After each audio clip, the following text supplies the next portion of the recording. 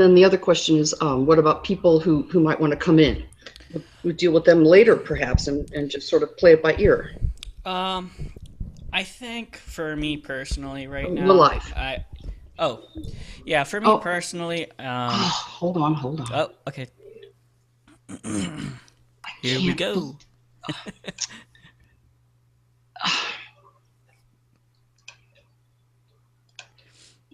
See, I just have a limited time tonight. I have maybe about an hour, maybe a little bit more. Okay, all right. So Okay. so let's go. So all right. So So let's see. So you asked me um to have a hangout with you because for a number of reasons. One of which, and you want it to be about ID. And one of the reasons is that it seems to you like it's kind of being misrepresented and unfairly represented and strawmanned. And I don't know if you feel that's coming from both sides or one side, but that's certainly an issue. And you had a definition that I kind of had never heard of. So maybe we'll start with sort of a layperson's sort of secular idea of ID, and that would be my idea because I read a little bit about the Dover thing, right? Which I don't think necessarily addresses ID specifically necessarily, but my exposure is relatively limited. So I would have kind of a pretty typical secular notion, and my notion kind of goes. Um, it has two prongs to it. The first one is that it's an alternative to evolution in a way, and the second one is it is a kind of theory of a potential abiogenesis.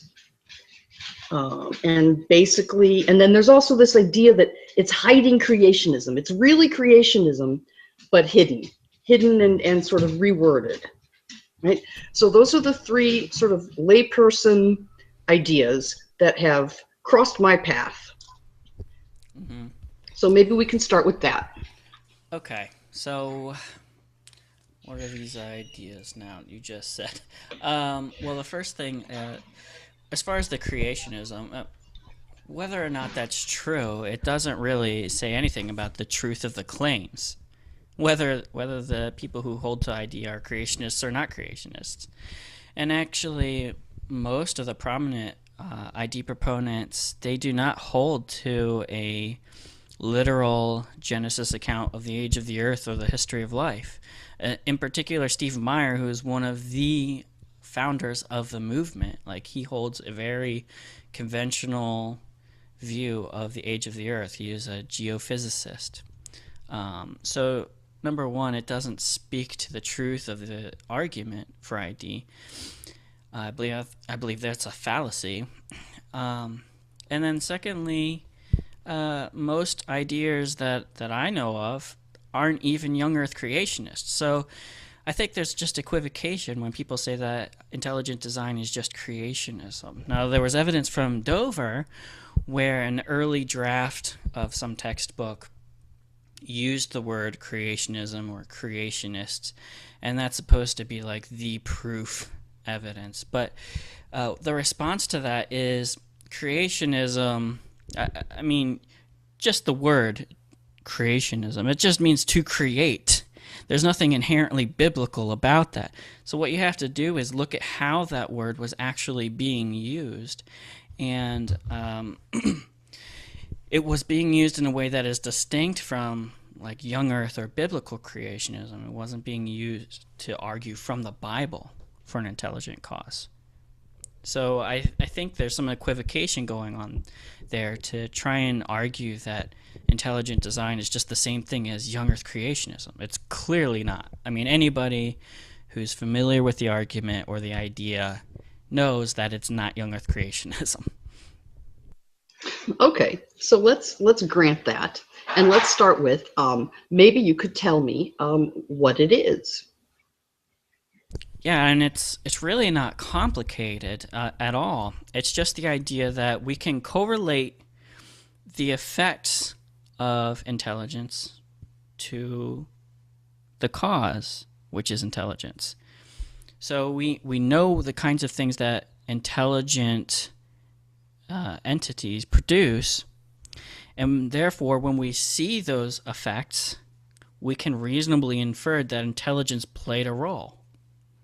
That's that's just basically the very simple proposition of intelligent design. So, my husband just came home, and so there's going to be commotion sounds. So I'm going to put a question to you and then mute. Can you give me an example of sort of how we might correlate the effects of intelligence to the cause of intelligence? And I will mute for a couple minutes till he's done feeding the dogs. Okay. Um, yeah, I mean, we don't even have to talk about intelligent design to give an example of that. I like to go to like archaeology. Actually, there was a story recently. They were doing some kind of scans in King Tut's tomb to see if there were hidden passageways back there. And when the scan results came back, the archaeologist said we have a reasonable certainty that there are passages back there. And the way that they did this was they discerned patterns, a series of straight lines. Now, why did they infer from this that an intelligent cause produced this? It's because they recognized a pattern that is normally attributable to the activity of intelligence. So, in this case, an architectural kind of pattern there. The forensic science does this all the time. They infer intelligence. All the time we hear about there are many cases where somebody dies and it's thought to be a natural cause. But then later on, maybe many years later, we discover new evidence which points to a murder. This becomes a homicide case now. Well, that's a design inference. In light of new evidence, we infer that intelligence played a role in this outcome, in this person's death. So there's nothing magical or extraordinary whatsoever about the inference to intelligence or the inference to design. Not at all. It's just that when we begin to apply that to other things, which maybe suggest a non-human intelligence may have played a role, that's when people get a little queasy or a little bit nervous. And then you can have some interesting conversations about whether the same argument can be made in those cases. Like we see digital code in DNA, or we see molecular machinery in the cell. We know that intelligence produces these kinds of effects. Is it reasonable in these special cases to also infer design? And that's where the conversation gets interesting. Okay, so um, I can understand the inferences to intelligence in the examples that you gave, including patterns and things like that. Can you walk me through these more controversial examples? Give me one example. Or actually, you know what? Before we do that, give me your sort of word for word, if you will, definition of ID theory. Okay. I should have probably had that link up. There are a number of places, intelligent design websites, where you can actually get the official definition from the intelligent design community. But it roughly goes something like this. Intelligent design posits that certain effects of the natural world are best explained by an intelligent cause. And so one of the important words there is best. And how do you know it's best? Well, if you look at Stephen Meyer's argument, Stephen Meyer is probably the main intelligent design guy right now.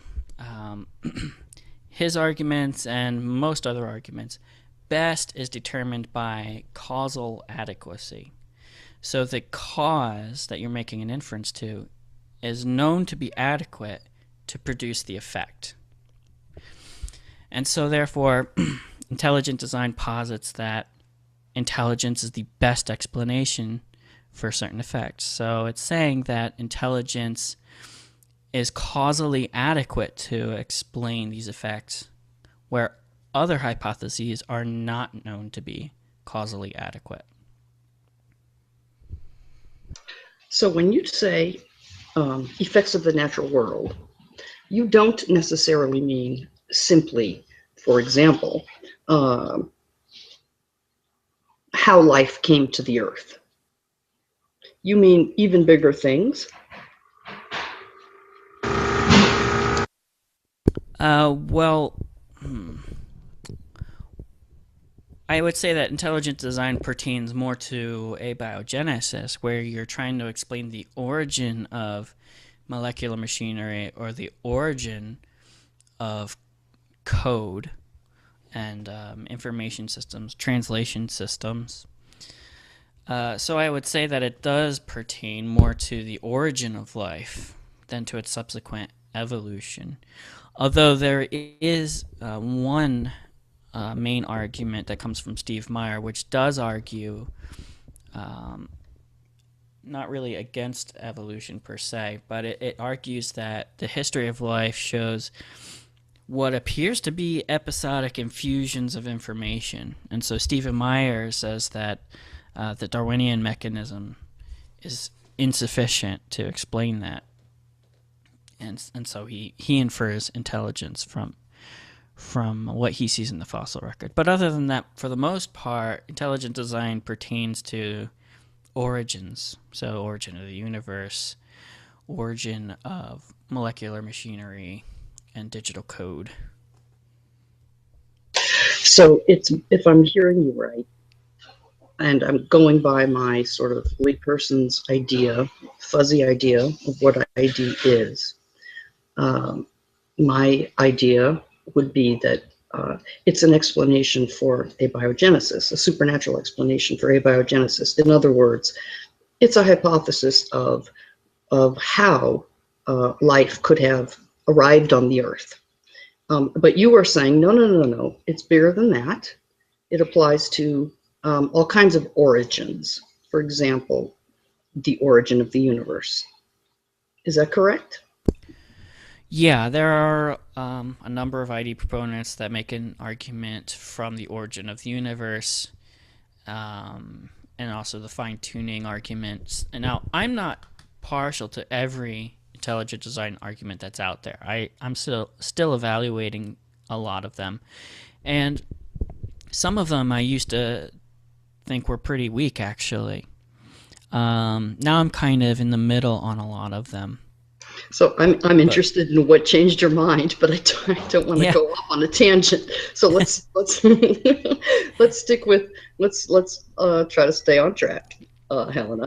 Um, well, I mean, let's just talk specifically about. So okay, so you I think you said yes to me, right? So yes, of course it does. sure. It does touch on abiogenesis, or let's just say how life came to the Earth, but it is also a potential hypothesis for a bigger origins, like the origin of the universe or the origin of what? Just those two, right? Life on the Earth and the universe?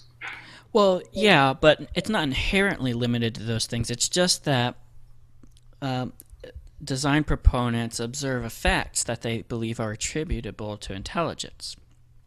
And that's the crucial point there. Not that it's cosmology or that it's biochemistry. It's that you see effects that you know come from intelligence in your uniform experience. Okay, so let's deal with that. Let's restrict the discussion to sort of the beginnings of life, or let's say how life came to be on the Earth. And you are saying that you can see some effects, or every effect that you see um, points to intelligence, as opposed to what? Let's start there, and then give me at least maybe one example where you think intelligence is a better or the best uh, causal explanation, or causally adequate explanation. Yeah. Well, the alternative would be that nature alone is sufficient or is sufficiently coordinated to produce these effects. So nature, which has no mind or consciousness, can just by necessity of law can produce these same things. Um, Now, there are certain things that nature is not known to produce, which is digital code and these translation systems. Also, irreducible complexity. I used to think that was a poor argument, but now I understand that Behe is saying that we don't have a natural explanation for this, but we do know that intelligent agents do produce irreducibly complex machines. So that would be an example where you have an effect which is irreducible complexity that nature is not known to be sufficiently coordinated to produce. One additional thing, I would not say that intelligent design posits a supernatural cause.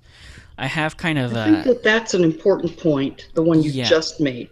You would not say that intelligent design posits a supernatural cause. Can you unpack that a little? Because I think that may be one of the things that you think is unfair, right? Definitely. All right, so let's talk about that. Well, when I hear people say that intelligent design is just an appeal to the supernatural, they're just categorically dismissing intelligent design as opposed to engaging the arguments. And in the first place, I think the language is problematic. What does supernatural even mean? I mean, does it mean invisibility? Does it mean you can be in two places at one time? I mean, what does it actually mean? Well, we actually have developed technologies where you can create an invisibility cloak using metamaterials, like the cloak in Harry Potter. Now, are we going to suddenly say that? Are we not going to now say that this is natural? This is just a natural thing, invisibility, because now we can create it. So the word supernatural clearly, I think, pertains more to our knowledge about something, more than to the thing itself that we're saying is supernatural. So it's the way that we use the language is very confusing and unhelpful. Of course. But I don't think anybody would disagree. How do you define supernatural, right? I just don't use it. I think the more important question is, what is the proper contrary to natural? So now we can look at the way that we use the language and see whether we actually do make a distinction ever between natural and something else. And we do. I alluded to one way earlier where we say that somebody died of natural causes versus they were murdered. Mm-hmm. So here the distinction is made on the basis of whether an intelligence played a role in the effect. Mm-hmm. And when intelligence plays a role, we say it is non-natural, or we say it is the opposite of natural. Another example is you have naturally occurring things versus man-made things. Mm-hmm. So some elements are man-made and some are naturally occurring. Sure. So again, it's if intelligence plays a role. That's when we make the distinction. Okay. So if intelligence plays a role, it is natural. Correct? Well, in those cases where intelligence plays a role, it is the contrary to natural. So we say that something is naturally occurring, but then if intelligence played a role, we say it was man-made. Okay, but that's a problem because humans are natural, right? So that doesn't help a whole lot. Right. I mean, you can say that everything is natural. Well, sure, absolutely right. So it works. So, it works perfectly well if you think of intelligence as a subset of natural. But nevertheless, we make a distinction between natural and intelligence on some level. That's the only place where we make a real distinction of any kind between natural and something else. But so what's interesting here, and again, I want to be careful not to go off on a tangent, but I can't resist, is that it seems like you just said that intelligence is not natural. Well, sure. I mean, that's how we make the distinction, isn't it? I mean, we say that some things are not naturally occurring. Yeah, but we have intelligence. Don't we have it naturally? Well, I mean, that depends on whether you're going to stick to the way that we regularly make a distinction, or whether you're going to use a separate definition.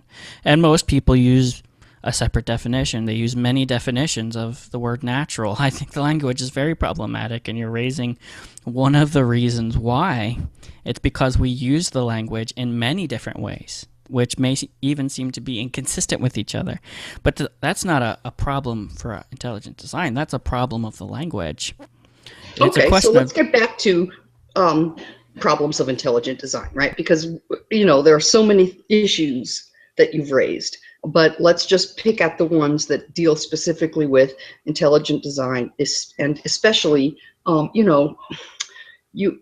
it is that you object to, in the way that our little community here is trying to deal with intelligent design. Okay. Okay. So I think that so why don't you tell me, let's see.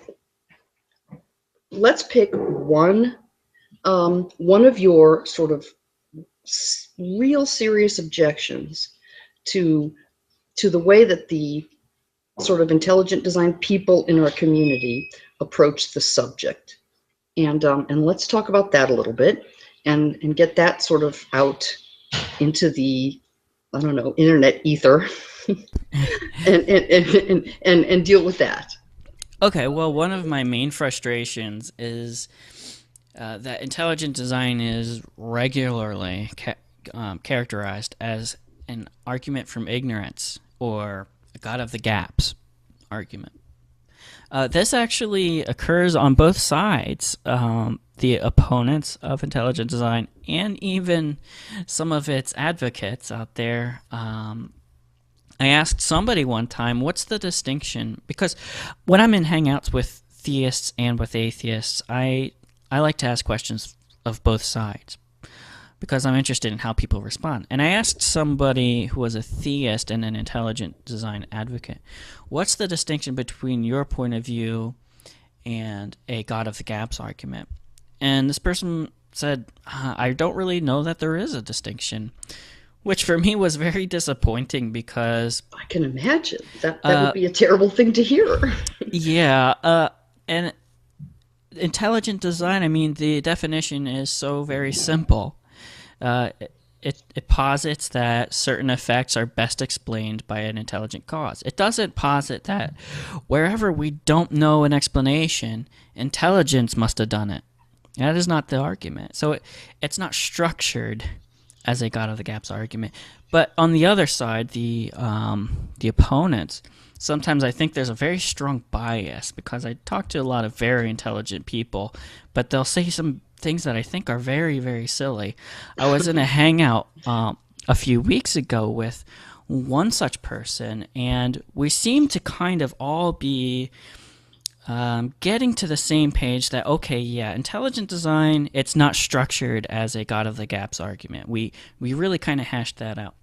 And then this one person, he said, okay, but even if it's not structured like a God of the gaps argument, it can still be a God of the gaps argument. And I had to think about that for about a half a second, and I said, no, I don't agree with that. Okay, so why don't you agree with that? Well, God of the gaps argument derives its inference from an absence of knowledge. So that is the definition of a God of the gaps argument. So if it doesn't fit that God of the gaps argument, then it's not a God of the gaps argument. You can have other problems with it. Don't you think that we have an absence of knowledge with respect to how life came to the earth? Oh, sure we have an absence of knowledge, but we also have knowledge about how certain effects come about. So intelligent design posits that because we know that certain effects like code or machinery come from an intelligence, we can reasonably infer intelligence when we observe these effects. Now, intelligent design is not an absolutist statement. It doesn't say that because we know intelligence produces these effects, it must have been an intelligent cause, and it could not have been a natural cause. Intelligent design doesn't say that. It doesn't say it couldn't have been natural. It just says, to the best of our knowledge right now, again, to the best of our knowledge, not to the best of our ignorance. Intelligence produces these effects. And so it's not a God of the gaps argument. It's not deriving the inference from the ignorance. It's deriving the inference from our knowledge. Okay. All right. So let's just summarize a little bit. Let's see here. The intelligent design theory that we want to pinpoint is about how is it that life came to the earth. And you are saying that intelligent design theory posits one possibility, namely something that had intelligence, and we'll have to get into what that means, started life. So is that correct so far? Yeah, sure. I mean, but when you talk about life, it's important that the design inference pertains to the specific effects known to be the product of intelligent cause. So what are those effects? I mean, I don't want to get into the things that you keep mentioning because it seems like on the one hand you want to say, you know, DNA and how DNA works and molecular machinery and things like that aren't really about the beginning of life on the earth. But on the other hand, you want to say, ID, intelligent design, speaks to those issues. So from my perspective, let's just deal with how life occurred on the earth. So if you want to say, look, intelligent design is simply one hypothesis about how life may have first began on the earth, then to me, I don't have any problem with that, right? I mean, aliens could have, I don't know, planted something, right? Aliens could have intelligence, right? I mean, Sure.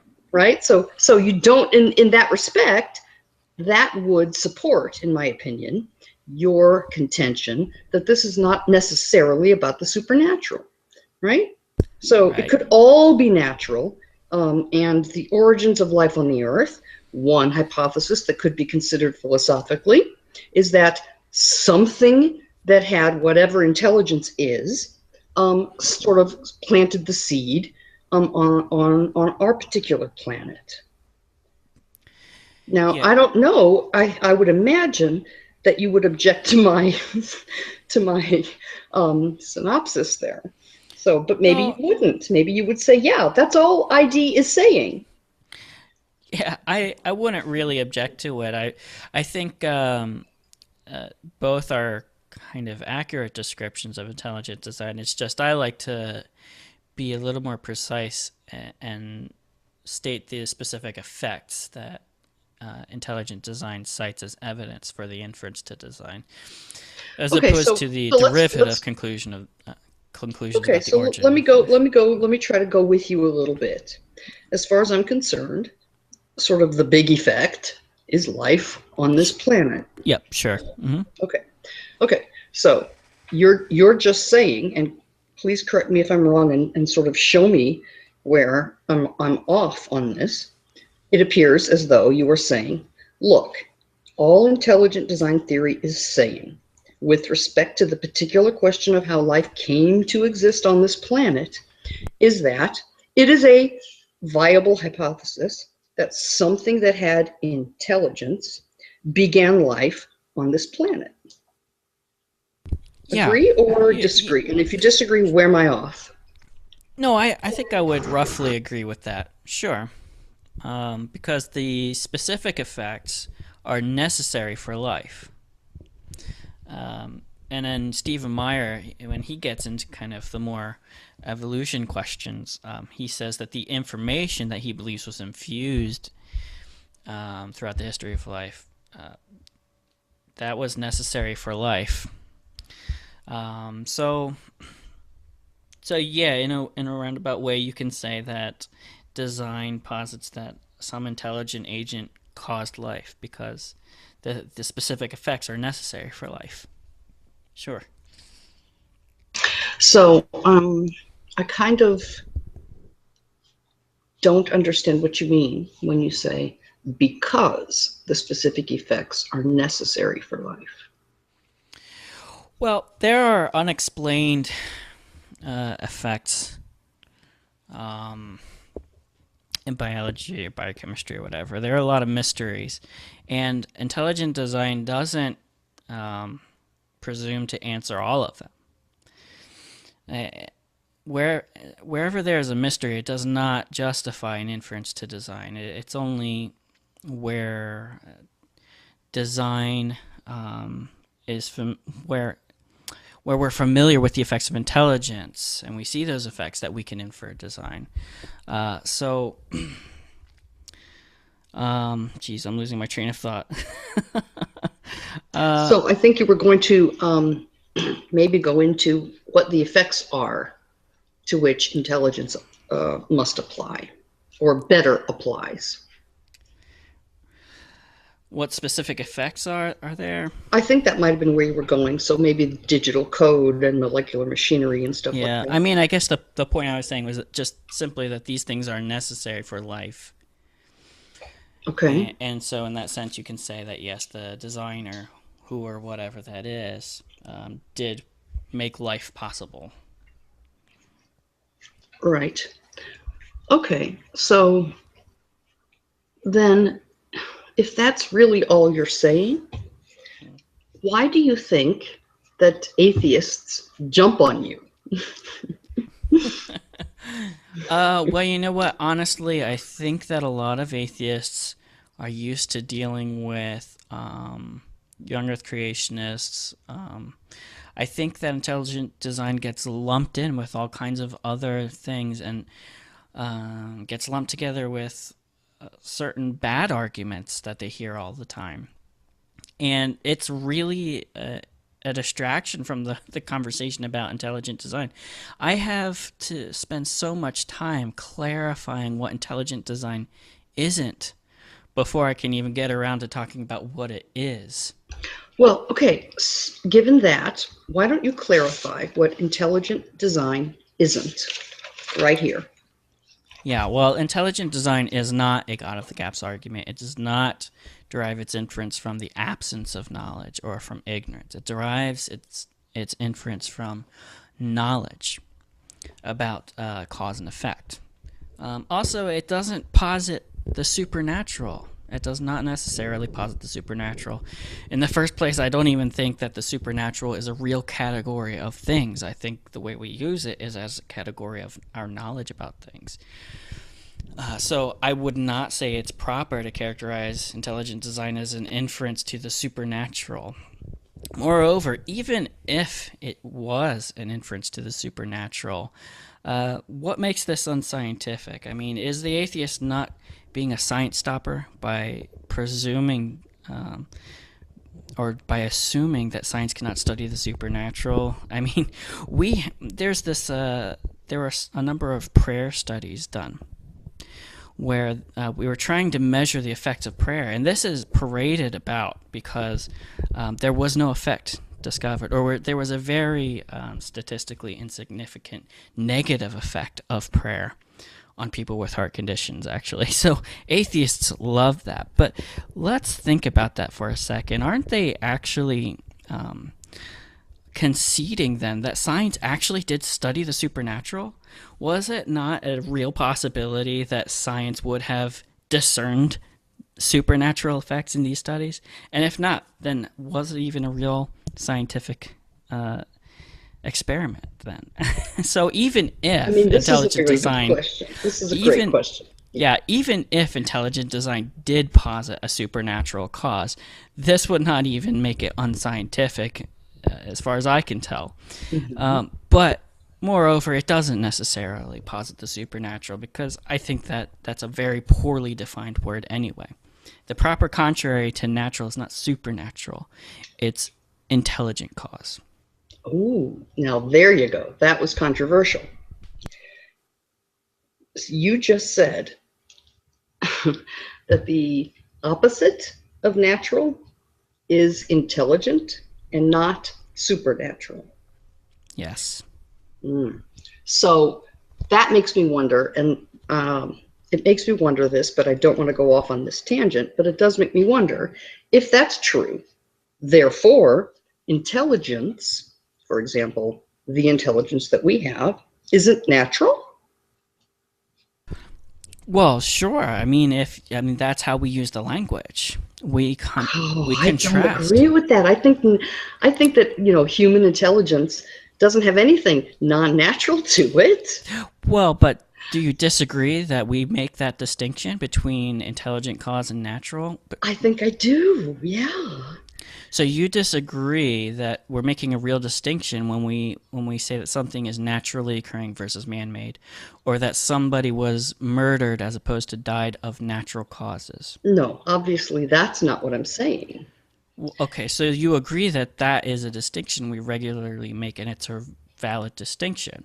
So let's see. So you asked me, do I think the distinction between something that is naturally occurring and something that is human constructed is a distinction of any kind? Yes, it is. I don't think it is the distinction that we are pointing to when we compare natural to, supernatural, surrounded by air quotes. Yeah, but see, what I'm doing is I'm saying get rid of that word supernatural. It means nothing. Okay, so if we get rid of that word and we say it means nothing, okay, you want to sort of put in intelligence instead of supernatural. And I would think, ooh, that's not a good substitution. Yeah, well, but why not? That is how we make the Because distinction. our own intelligence is natural. But now you've changed the word the definition you're working with, though. Okay, how have I done that? Well, because on the one hand, you agree that we make a valid distinction when we distinguish between naturally occurring things and man-made things, or Yeah. a murder versus a natural death. So you accept that distinction. But on the other hand, when we say that the basis of that distinction is intelligence, and we say that therefore the intelligence we possess is not natural, you're disagreeing with that. But I think like there's a disconnection between the premises you agreed with, which is those distinctions, and your aversion to saying that intelligence is non-natural. That doesn't mean it's magical. It doesn't mean it's magical. Okay, It just means wait. it's the contrary to natural. So you think that human intelligence is not natural? Well, do I think it's physical, a material No, I thing? didn't ask that. I asked if you thought it was natural, right? I mean, if you're going to switch Yes, to but physical, no, then we can have a discussion about physical or not. But you were saying something about natural. yeah. But I think what you're saying is pretty loaded, though. Okay, how come? Because I think the only basis for the incredulity there is if you assume that I'm saying intelligence is somehow magical or supernatural or spiritual or something, and that's not remotely what I'm saying. No, I didn't accuse you of that. I just said non-natural. Sure. Well, yeah, with respect to the specific examples I gave of how we actually use the language and how we actually make that distinction, then yes, I would say that is how we generally make the distinction, is by saying that intelligence is non-natural. It's the contrary to natural, yes. That's interesting. So I can see where you're coming from when you look at the murder case. However, we have intelligence tests and all kinds of. I mean, we also presume that intelligence is natural, right? Yeah, but So what is your I think definition, though, there? my definition of what? Well, uh, presuming that intelligence is natural, when you say that intelligence is natural, what is it that you mean by natural in that Well, case? I appeal to the same things you're appealing to, sort of how conventionally do we use that word? And it seems to me more conventionally, with respect to humans at least, when we use the word intelligent, we don't mean anything other than something natural. Well, I think we don't usually ask that question. So I'm not Oh, sure if you can actually find a precedent for that. I oh, would be that's so interested to interesting. see Okay, if you could so find a so let me precedent. just. You said I don't think we usually ask that question. Yeah, we don't usually ask, is intelligence natural? No, because we assume it is. Do Like we when you though? take when you give kids the SAT. Are you an American? Yes. Okay, so we give kids the SAT, the PSAT, all of these intelligence, quote unquote intelligence tests. I think that we give them with the full assumption that intelligence is natural. So maybe the reason we don't discuss it is because conventionally we all assume it's natural. I don't see where the assumption comes in though, just because we test it. That seems to suggest that because we can measure it in some material way, that it's natural. I wouldn't say that intelligence is um, that in order to be non-natural, it has to be unmeasurable or immeasurable. So I still don't see the basis for. Do you think that there is an underlying convention, conventional assumption that human intelligence is non-natural? And that when we give SATs and PSATs and all of those things we subject our teenagers to, that all of those tests have an underlying assumption that there's nothing natural about intelligence? Well, I wouldn't say that there's nothing natural about intelligence, depending on how you're defining it. Uh, but yeah, I would say that we're measuring something that is regularly contrasted with natural things. I see nothing controversial about that. That's exactly how we use the language. It's the only useful distinction we ever make between natural and something else. I think this seems really kind of crazy because all that we ever talk about is natural versus supernatural, and then supernatural seems to suggest like demons and like ghosts and all kinds of crazy stuff. But it.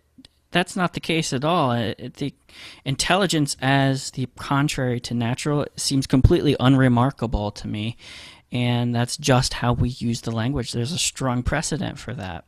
That is incredibly fascinating. I have never heard anything like that before. So explain, talk more about that.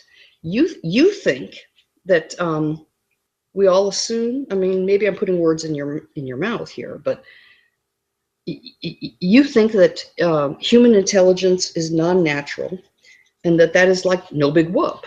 Is Well, that yeah. correct? I think that intelligence requires a substrate, which I'm inclined to think it has to be a physical substrate, like a brain or a computer or who knows what other kinds of things. But and Okay. maybe even intelligence is an emergent property from those things. Okay. But intelligence itself is the thing that we distinguish from nature. And it's the only thing that we distinguish from nature in a useful sense. That's very intriguing. Yeah, and there is precedent for that in how we actually use the language. Hmm. And there's precedent for rejecting supernatural as the contrary to natural because even if nothing about, let's say we saw some magnets and they're levitating off of each other, but we didn't know what a magnet was. We Okay. might think, oh my gosh, this thing is levitating. It's magical. It's a completely supernatural thing going on here. Mhm. But then we come to understand the physics of how magnets work and the polarity and whatever. And all of a sudden, now we think it's a natural thing. Mhm. Even though nothing about the thing itself changed, Yes. we call it natural now. So All I right. think Now there's a this is a strong problem. precedent for rejecting supernatural as the So contrary to this is natural. very interesting because I have a short little G plus history, right, of something that may or may not be related to this. I think it's related, but maybe not in the right way. But I'm going to tell it to you anyway. So I once said, I think there's a problem with naturalism in that anything that we once thought was supernatural, once we sort of figure out the physics or the biology or the chemistry involved, we then relegate it to natural. And I Mm-hmm. thought that that was a legit sort of complaint against naturalists, right? But I couldn't find anyone who would engage me on that, right? Most people were like, that's just crap, sort of, right? So, and I still am not convinced that that is not a decent argument against naturalism. And this seems in some kind of way related to, maybe kind of related to what you're saying. Yeah, I mean, I think the language is problematic, so there are all kinds of ways to pointing out the problems with it. I just don't think that the word supernatural makes any kind of real distinction between categories of things at all. And the only place where the language does make a useful distinction between categories of things as opposed to categories of our knowledge is where we are distinguishing natural things from intelligent things. And there, I appeal again to my earlier examples. So, but when we make those distinctions, we're not really talking, I don't think, about natural things versus intelligent things. I think we're talking about things that occur without any sort of, I don't know, manipulation by human beings versus things that occur because of manipulation by human beings. So in the murder example, as an example, right? So we're Right? not really saying that someone who is killed by natural causes is distinct from someone who is killed by man-made causes because intelligence is the difference. I really don't think that's what we're saying. Now, am I right to say that you think that is what we're saying? And if so, explain why you think that. Yeah, I do think that that is what we're saying. We're making the distinction based on whether mind or intelligence played a role in the outcome because an unconscious human being didn't produce these effects. It's only the conscious thinking human exercising rational deliberation that was able to produce the effects that we distinguish from natural effects. It's not some person in a coma that did it. All right. So let's get down to your definition of what is intelligence, if you have one. I mean, I'm not assuming that you do, but do you? And if you do, what is it? Yeah, that's a really, really difficult question. I think that I haven't settled on a definition. A lot of times when I'm asked, I just come down to self-awareness. So when we make the inference to design, we know that something that possessed the quality of being self-aware produced this effect, because we know that where we see this effect, the entity responsible for producing it also was self-aware. Okay, so you want to say that intelligence equals self-awareness. I would say that it's an inadequate definition. But it's good Not enough. inadequate, incomplete, but adequate to talk about it, I think. Okay, I mean that's okay with me. Intelligence equals self-awareness. That's not a big deal. So now let's take that intelligence equals self-awareness, and let's plug that back into the original idea of intelligent design being an explanation for how life came to the earth. So that would mean that you're saying that one hypothesis that should be considered when we think about what is it that caused life to occur on the earth is that something self-aware, what, seeded life, began life, put life on the earth? Yes to all of those, or what? I don't want to straw man you, right? Oh, I'm talking without the mic on. Yeah, Oh, okay. I I thought that I don't had think. offended you. No, no, no. No, I don't think you've strawmanned me so far. Yeah, Okay. I would simply say that the self-aware designer simply produced these effects. Intelligent design. This is another point that people get caught up on. Intelligent design doesn't posit by what mechanism the designer did the designing. Sure. It only That's okay correlates with me. the it only correlates the effect to its known cause. All right. So far, right? As far as effect goes, we're just talking about how life came to be on this particular planet. Do you agree? Sure. I mean, for the purposes of this discussion, yeah, we can begin with that. Okay. So you would be fine then in saying that, I don't know, something that everyone would agree is not supernatural, like aliens, right? Would fall under an ID theory, right? Yeah, Okay. sure. Oh, you sound a little reluctant. Oh no. Yeah. I mean, I. It's a language thing, and for me, it's a semantics thing. Like, I could just as easily call God an alien and be happy, perfectly happy. Like, me and Cliff, you know Cliff. I do. I love Cliff. Yeah, me Although he too. was a jerk to me.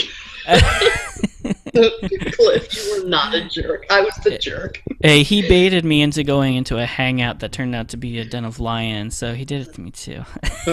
He said he has to do something to keep himself entertained, but we were talking one time about a certain aspect of evolution and a current mystery in the field right now, and he said that if I turn out to be right, he'll become a Christian, which I thought was very generous. That's funny. And I thought then he was one. oh, I have no idea actually. And then if Are you Christian? I don't even know. yeah, Okay. and then he said that if he wins the bet, that I have to become an atheist. And I said, "Oh, that's no problem for me. I mean, the stakes are a lot higher for you than they are for me because all I have to do is just start calling God an alien, and then I'm just as happy." And it means just as much as calling him God. So it really does? I mean, is that really true? It means just as much for you? Oh yeah. I think this is a semantic difference. It's not a difference in how we actually define these things, I think. It's so, like, all of this stuff about the semantics, this is kind of getting at the point that people just like to categorically dismiss intelligent design on the basis of saying that it's an argument to the supernatural. And I'm saying you can define it however you want. Intelligent design can operate just as well within the framework of naturalism as it can under a theistic framework that accepts that the supernatural is a real thing and whatever. So I don't think that that's a good objection at all, and I think it's semantically problematic. So, okay. All right. So let's talk about everything we just said in relation to the problems that you see in the G plus community, right, and the YouTube community that really sort of pisses you off. Well, it's not that it makes me angry. It's just that it's inefficient. And I mean, you know, from how hard it is to me for me to schedule these kinds of things, that I really prefer to have efficient conversations because my time is pretty hectic. So when I have to constantly clarify things or constantly correct wrong ideas about intelligent design, it's just very inefficient. And I feel like some of these things, it would be very easy if people just did a modicum of reading from the primary intelligent design sources for them to get the argument correct. It doesn't mean that they have to agree with the argument. Just get it right. You know, when you repeat it back, structure it correctly so that the bulk of the conversation isn't correcting those things. Or you know, do what you're doing, Helena, and asking those questions. I really enjoy those questions with somebody who's not just assuming things. Right. But so, given the way that you've sort of described it, I'm a little bit worried that some of the Christian proponents might be upset with you. Oh, sure, I'm sure. But I think if I could talk to them for about 10 minutes, I think I could get them to see that the language is problematic, and it's not an issue with the inference. It's an Mm. issue with the language. All right. So, given your very sort of big description of ID and sort of wide and sort of, I don't know, I can't find another descriptive word, so screw it. You wouldn't necessarily be. Um, are you concerned about the schools and all of those sort of tangential issues, like oh, the school should be offering intelligent design in science classes and things like that? Because to me, it really does seem as though you are merely positing a philosophical hypothesis. Well, what intelligent design is doing right now is they're not focused on schools or injecting intelligent design into public education. What you see is the teach the controversy kind of thing, where they want to teach the strengths and weaknesses of evolution and abiogenesis and things like that, but not including intelligent design or anything like that. What they're focused on is advancing the theory in the higher academic levels, like peer-reviewed research. And despite what you hear, intelligent design does have peer-reviewed research. The past 10 years since the Dover trial has been very productive in that respect. And you can just go on the Discovery Institute's website and you'll see a bibliography, which is criticized. What the main criticism there is that a lot of the publications come from an intelligent design published journal. But that is not the only those are not the only papers that are in that bibliography. There are papers from mainstream science journals. So intelligent design, the main focus is to advance the theory at higher levels of academia. It's not to inject it into public education. Okay, but that is a problem in and of itself, because now if you look at intelligent design as anything other than a philosophical position, I can see some problems. Like, what about it is scientific? What about it predicts anything? What does it predict? How do you measure? Things like that, right? So I'm not on board with you as far as sort of let's get funding to investigate intelligent design. And in fact, just like you said, science is already kind of doing that. I think that if science found evidence of an alien species, or that fragments of organic material came to the Earth from space, it would be covered under the science as it is now. So I'm a little bit concerned that it sounds like you want to propose that this philosophical stance is in fact scientific and deserves funding and recognition and stuff like that. So if you do think that, why do you think that? Well, simply because I think it's the strongest inference. I don't really know how far you can go with distinguishing between a philosophical inference and a scientific inference. I mean, intelligent design relies a great deal on the principle of uniformity, which is exactly how Darwin constructed his argument by trying to appeal to a uniform cause, which was natural selection, to explain the origin of the diversity of life. And uniformity was advanced by his mentor, Charles Lyell, the great geologist. So I think that intelligent design uses a standard method of scientific reasoning, which is to, rather than posit these exotic, unobserved, and hypothetical causes, why not appeal to the causes that we know exist, that we know are sufficient and adequate to produce the effect in question? Effects like code, translation systems, and machinery, irreducible irreducibly complex machinery, things like that. But now you're going beyond the original thing, right? You're talking about things that have really not much to do with how life came to the planet. I wouldn't say that's correct. The specific things I just listed are necessary for life, I think. So, I mean, you can frame it a number of different ways. The point is simply that intelligence correlates effects to their known causes. And isn't that what science does, is it correlates effects to their known or modeled causes? I mean, what else does science do if not that?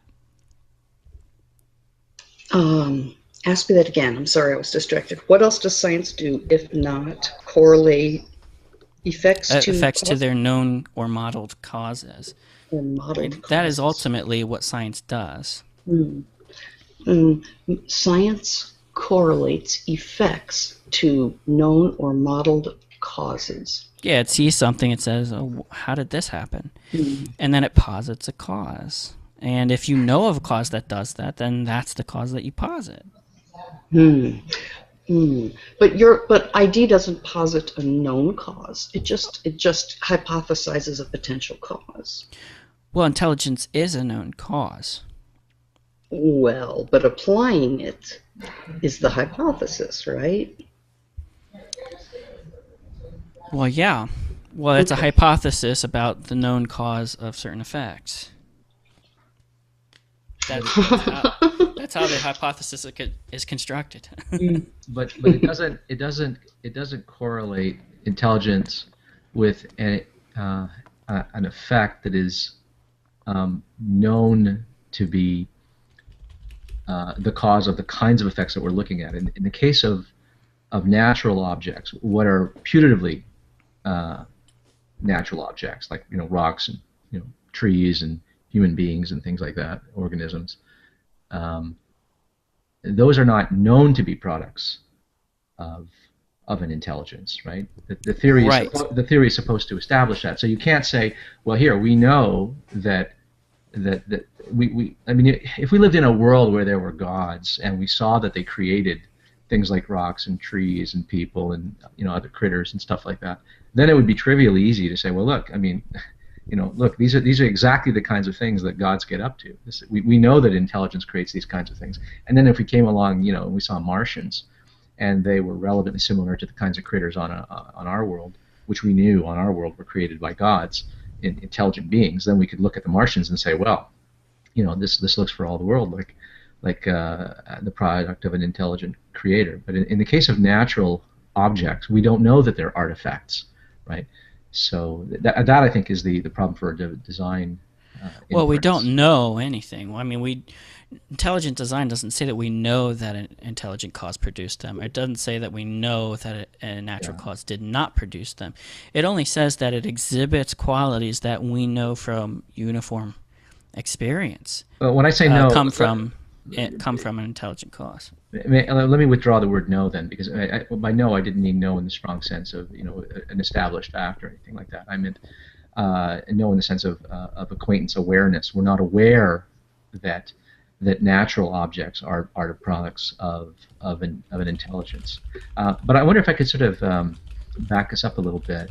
And you were trying to uh, argue about how natural uh, can be seen as the counterpoint to intelligence. And I know where you're coming from on this. In fact, there are a lot of philosophers who think that the only robust meaning that we can lend to supernatural is that uh, it's a cause that is intentionalistic, it's purposive, it's intended, right? So it's not necessarily intelligence. That mean, the creator could, in principle, be just, really dumb, but if the creator of an artifact, I don't mean creator with a capital C, just the creator of a natural artifact as we see it, if the creator of a natural artifact where it's just as thick as two planks, but nevertheless the best explanation of that system's traits and features, if the best explanation of that system's traits and features was to be arrived at by positing some intentional state, some prefigured intention on the part of the creator, then that would suffice. So it's not intelligence per se that's relevant. It's that there is prefigured in the mind of the creator the object, the artifact, and that's causally relevant in why we see the traits that we see or the features that we see in the system. I actually don't even prefer to use the word intelligence because that's equivocated far too often. I mean, you hear Neil deGrasse Tyson's rants about the design of the universe is really dumb, and the design of the human body is just dumb. That's not what is meant by intelligent. You can go ahead and believe that the designer was really stupid in the way that he did things, and still be a design proponent. Because it's not whether it's good or bad design. It's just, can we correlate these effects to a mind or consciousness? And right. Even a bad use the design, word consciousness. Yeah. Even a bad design is design. I mean, I'll go on a camping trip and I'll fashion some tent stakes out of a twig, and I can be very clumsy in the execution of my design. I might not have carved the point very well, and the notch where the string is going to go might not be very good, and I might have chosen a kind of brittle piece of wood that'll snap as I'm pounding it into the ground. Right. That's a crappy design, but nevertheless, every feature that you see there was... You know that wind and erosion didn't do it. Right, exactly. So when we talk about intelligent design, really we should be talking about purposive or intentionalistic design. It's directed design. There's a mind that directed it, is the idea, and that relevant to the explanation of the specific features that we see in the system, relevant to the explanation is that there was an intention, that there was a mind at work that prefigured and anticipated and created those features for some purpose, even if the execution of it was bad. Right? Because we design things badly all the time, but we don't say, "Oh, that wasn't designed." We say that's a crappy design. And moreover, the things we design decay. Do you agree with what Ozzy just said? That's what's relevant? I would say I would not disagree with what he said. That's pretty sneaky. I do not disagree with that. Yeah, Okay. I can work with that.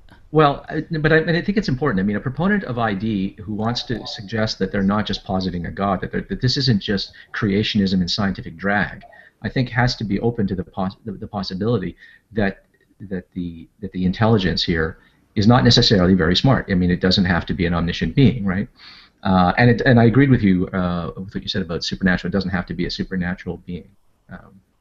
It could be a natural being. I mean, if it turns out that aliens created us, I mean, if it's like the movie Prometheus, if life on Earth was seeded here and were created by some super intelligent race of aliens, that still leaves unanswered the question of how life originated ultimately. But that would still be the correct answer to how life arose here.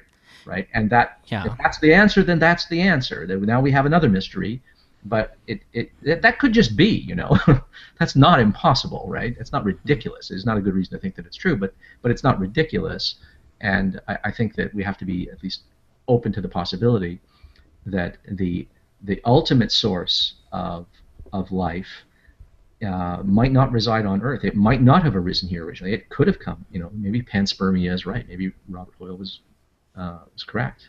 Yeah, I mean, are we really so special that we're the only intelligence or the only mind or consciousness out there? Are we really so special that we are the only kind of consciousness that can exist? Because I mean, I don't think so. Yeah, I mean, well, that see, seems to me to be pretty damn obvious, right? It's to me, at least. I mean, maybe it's wishful thinking. But I imagine that with respect to all these stars, we're probably not the only ones. But I mean, the atheist is always saying, or especially the atheist and anti-idea is always saying, or always championing the Copernican principle. I think that's what it's called, where we're not special at all, and yet when we talk about God or other kinds of intelligences. It's like all of this incredulity all of a sudden, as though we're so special all of a sudden. You go to such lengths to say we're not special, and then we talk about God as some kind of other kind of a mind, and all of a sudden we're special. Well, wait a minute. That's because the God that we atheists, as you call us, which I guess we are, disagree with, is this God that made us so special that we are the only things, and we're so important to him. So I'm not so sure. I don't even know quite what you're saying. Well, I guess I'm just saying that I'm just remarking about the incredulity Of at what? this idea that there could be another kind of consciousness out there. Like, why is it such a extraordinary hypothesis to say that there could be some other kind of a consciousness that? Like what? What kind? Well, look at animal consciousness. I mean, there are all kinds of organisms out there, and presumably there are degrees of consciousness, right? I mean, I think dolphins are conscious; they're aware, But I mean, they're not going to be aware of all the things that we're aware of. And I think there are human beings that, at certain stages in their development, that are not as conscious as they will be later in their own development. So I mean, consciousness, I think, is something that admits of degrees, and I think that there can be kinds of minds, kinds of consciousness. And so, I mean, if you, I mean, I think we have to be open to that prospect. But the thing is, the mind in question cannot be too alien from what we mean by a mind. We can't sort of. I think what the difficulty here is when people posit like an omniscient God, that, it's eternal and stuff like that. You have to wonder, like, this God knows everything, knows every true proposition. It's kind of hard to understand why this thing has a mind. I mean, we know why organisms on the Earth have a mind from an evolutionary perspective. There's a reason why plants don't have minds. They couldn't do anything with them. They can't. They're rooted. They can't escape their prey, and they can't sort of uproot themselves and travel to a sunny location to get more sunlight or better nutrients. There's nothing they could do with feelings of pain. There's nothing they could do with emotions. There's nothing they could do with memories. Or like a mind is a wasted thing on a plant, right? But an organism that is mobile, that can avoid predation and can prey itself and can seek out sustenance and better environments and stuff like that, it needs a brain. It needs something that will correspond, that will allow its mental states to vary and in a way that correlates with changing states of affairs and allow it to navigate in the world. That's what a mind is for. And so when you posit a God that is, necessary being, nothing can threaten him, nothing can harm him, he can't improve his own lot. He knows every proposition. Then it's kind of weird. Like, what the heck does this thing need a mind for, right? Yeah, I mean, I think, though, you've imported some theological ideas, though, into the intelligent design thing. Like, I think that these omni-attributes are problematic from a theological point of view. That's nice to hear. Oh yeah. There are a lot of traditional ideas of theism that I just don't accept because I think they're inherently problematic, and moreover, so much more so do I separate those things from intelligent design. Right, but yet you, I think you said you were Christian. Yeah. So your God must be different than sort of, I don't know, the I don't know, Calvinistic God or some of the Christian gods I hear about on G+. I often describe myself as non-traditionalist. Okay, but you're not necessarily. One thing it seems to me to be clear is that what you wanted to say in this hangout was that intelligent design does not mean God did it. Right. Right. Mm-hmm. It doesn't mean God, and it doesn't mean God did it because we don't know of something else. And it doesn't mean God did it, period. It has nothing to do with whether or not God did anything. Right. It doesn't have to be God. It doesn't have to be supernatural, and I reject the language in the first place. Right. You don't even like the word. Yeah. But what I would like to say, though, is, I mean, I don't think there's really anything extraordinary about the inference to design in the way that the argument is structured. I mean, I think I disagree with that. But how else would science be able to detect the effects of an intelligent cause? If an intelligence did produce life or produce some of these other effects that design proponents argue are evidence for intelligent design. Like, how would science do that other than the design inference? Well, I'm glad you mentioned the design inference, because I think I have an answer to that if you're interested. Okay, Maybe it was a rhetorical question, but unfortunately, I have to go in like a couple of minutes. But go for it, though. Okay, I'll do what I can. There's a billion. There's a billion of other theories that have nothing to do with some other intelligence came implanted. Well, yeah, there are other theories, but I'm specifically asking how would science detect an intelligent cause? Yeah, I think you have to ask yourselves, when do we infer design, right? I mean, the measure we use for identifying design is based on a comparison of an unknown phenomenon or a system, okay, that may or may not be designed, and we compare that against members of a canonical set of observations of what we know are human manufactured objects or intelligently manufactured objects by us or some other organism, okay? And then you compare that against a set of natural objects that don't appear to be designed. Okay, so you have imagine this: you have a canonical set of manufactured objects, right? You just have a set of objects that you know are manufactured. We know because we manufactured them. Let's say, okay. So this set includes not just a catalog of the objects themselves, but includes, along with those objects, our knowledge of how those objects were produced and why they were produced. Okay, so as you said, it's a design inference. We don't see design. We infer design. Okay, so when we're identifying design, what we're doing is we're recognizing what we're seeing is manufacture. We infer design from the signs of manufacture.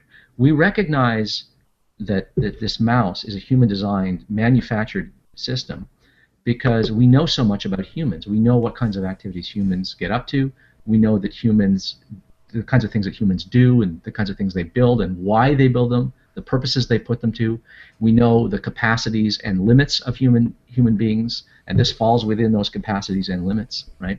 So design is something that can only be identified in the context of a bunch of information that is not directly observable in the object or the system that you're trying to design, right? See, the difficulty for a design inference procedure is that intelligent design, as that phrase is understood within ID circles, is that it's not a claim about the current properties of the object or the system, okay? It's a claim about its history, about how that object or system came about. And the history of an object or system is not something you can point to, okay? There's not just something in the system that you can point to that allows you to infer design. It's something you infer based on an understanding of the processes that cause the object or system to have the properties that you point to. Okay. Now, sure. But hang on. In case of this, a supernatural entity or something like that, or a natural entity unlike ourselves, okay, we don't know the process. We don't know what its methods are, what its capacities are, what its limits are, what its goals are, what its purposes are. Everything that we would need to know about the ID, right, the intelligent designer, we don't know. It's all, at best, it's stipulated, not discovered. Okay. Now, if we knew how a god designed things, right? If we knew this god's capacities and limits, he has no limits, all right, and he has no incapacities, right? If we knew his methods, right, then we could identify the signs of divine manufacture, right? But that's precisely what is absent. Yeah, I so don't. In principle, it's true. Like in principle, we could identify things that were intelligently designed by a creator if we had a canonical set of objects that we know this is what God is like. These are his capacities. These are his limits, and we wouldn't even have to know that about the God. We could just posit those things. I don't think so. Yeah, I think it sounds a lot like the argument that you have to know the mechanism in order to posit the cause. Well, that helps. That helps, but you don't have to know that much. You don't have to know the mechanism because we often don't know the mechanism when we infer design. But you have to know enough about the system that does the designing, its purpose, its intentions, capacities, and limits. You have to know that much for you to say, these features I have a history that connects itself to that designer. I think I think you're putting the horse before the cart a little bit. Okay. Because the default position is that this thing doesn't exist, right? What doesn't exist? An intelligent cause, because it would be No, unnecessarily complex. No, you can't assume that. I think that's okay. Yeah, fine. You wouldn't want to assume that. No, that would be begging the question. Okay, fine.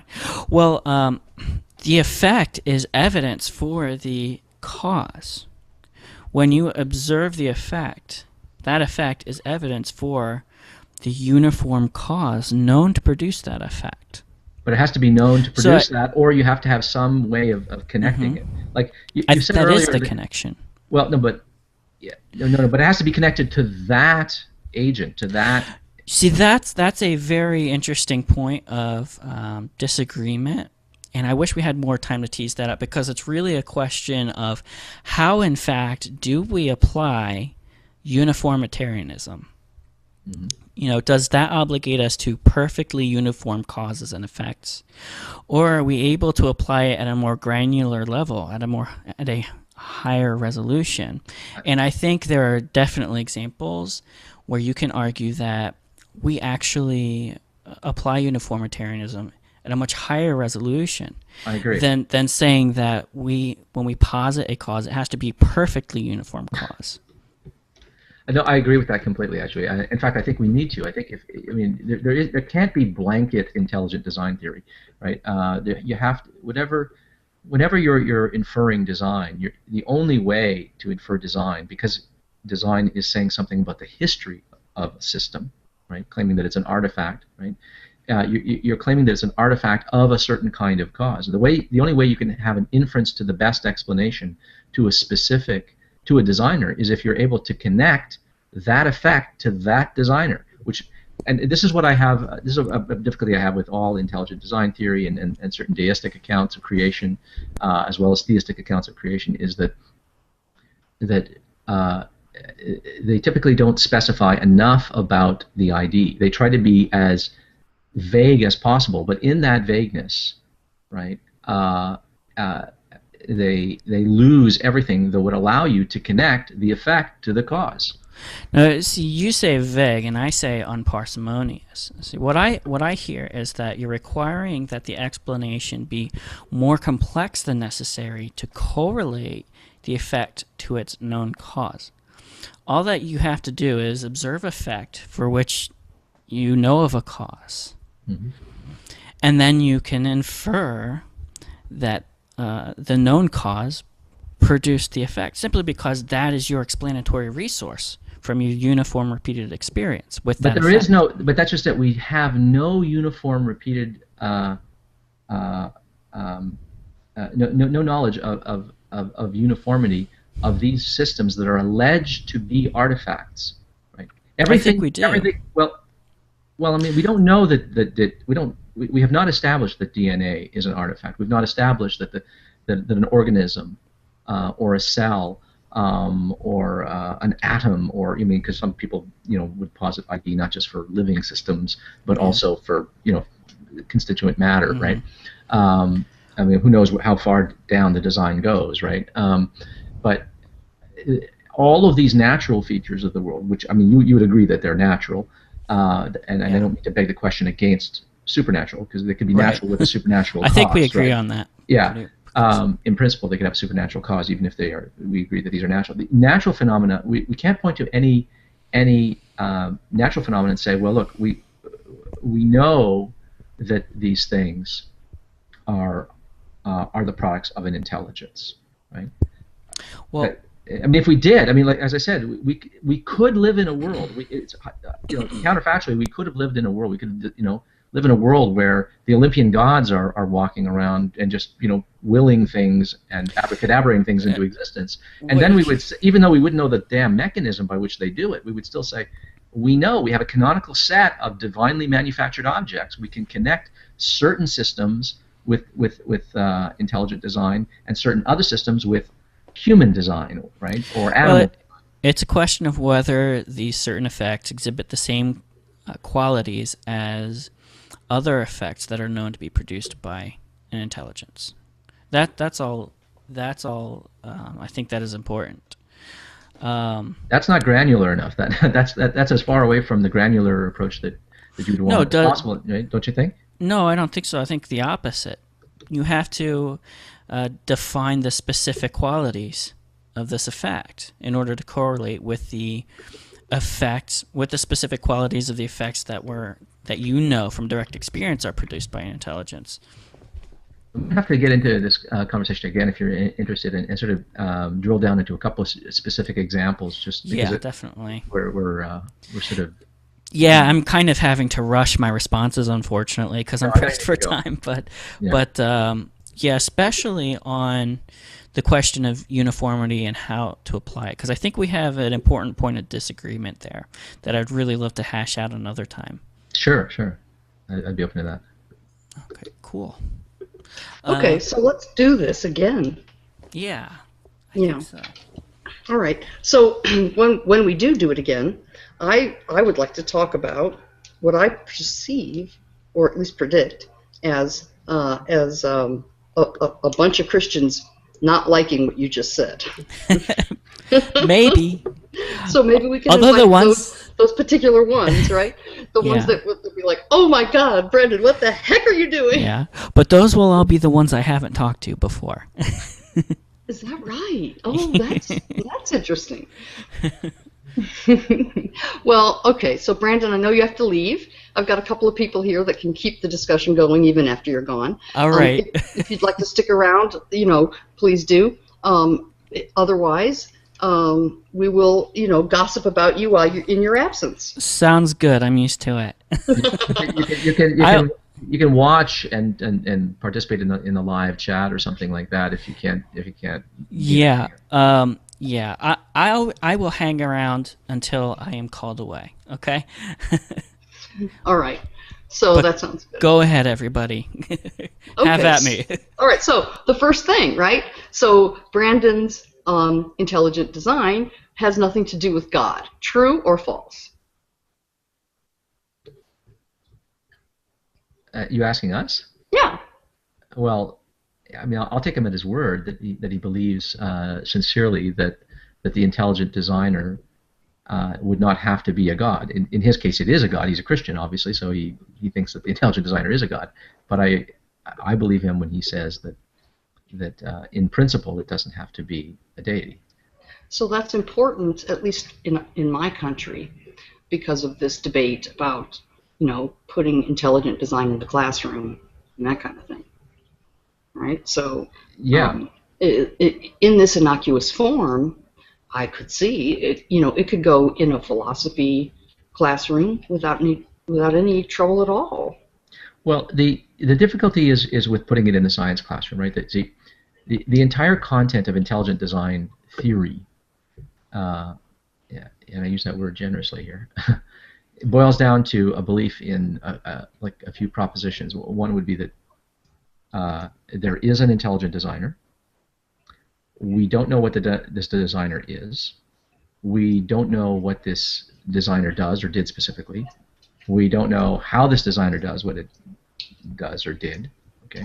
We don't know how to go about scientifically and empirically answering any of those questions, but it needs to be taught in science class as an alternative to a theory that is successful and predictive and descriptive, rich in explanatory power, and consonant with physics and chemistry, embryology, geology, meteorology. I mean, that I think is the problem. This has no business in a science class. This is not a scientific theory. This Brandon, theory is so vacuous. Am I correct that you would agree? This is not a scientific theory. This is a philosophical proposition.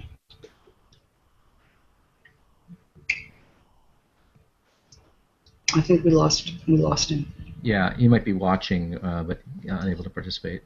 Okay, so to me, I hate putting words in his mouth, but given his description, hang on, let me show him broadcast here. Given his description, I couldn't see that he would think that it needs to go in a science class, and that to me is the thing that's really sort of socially important about this.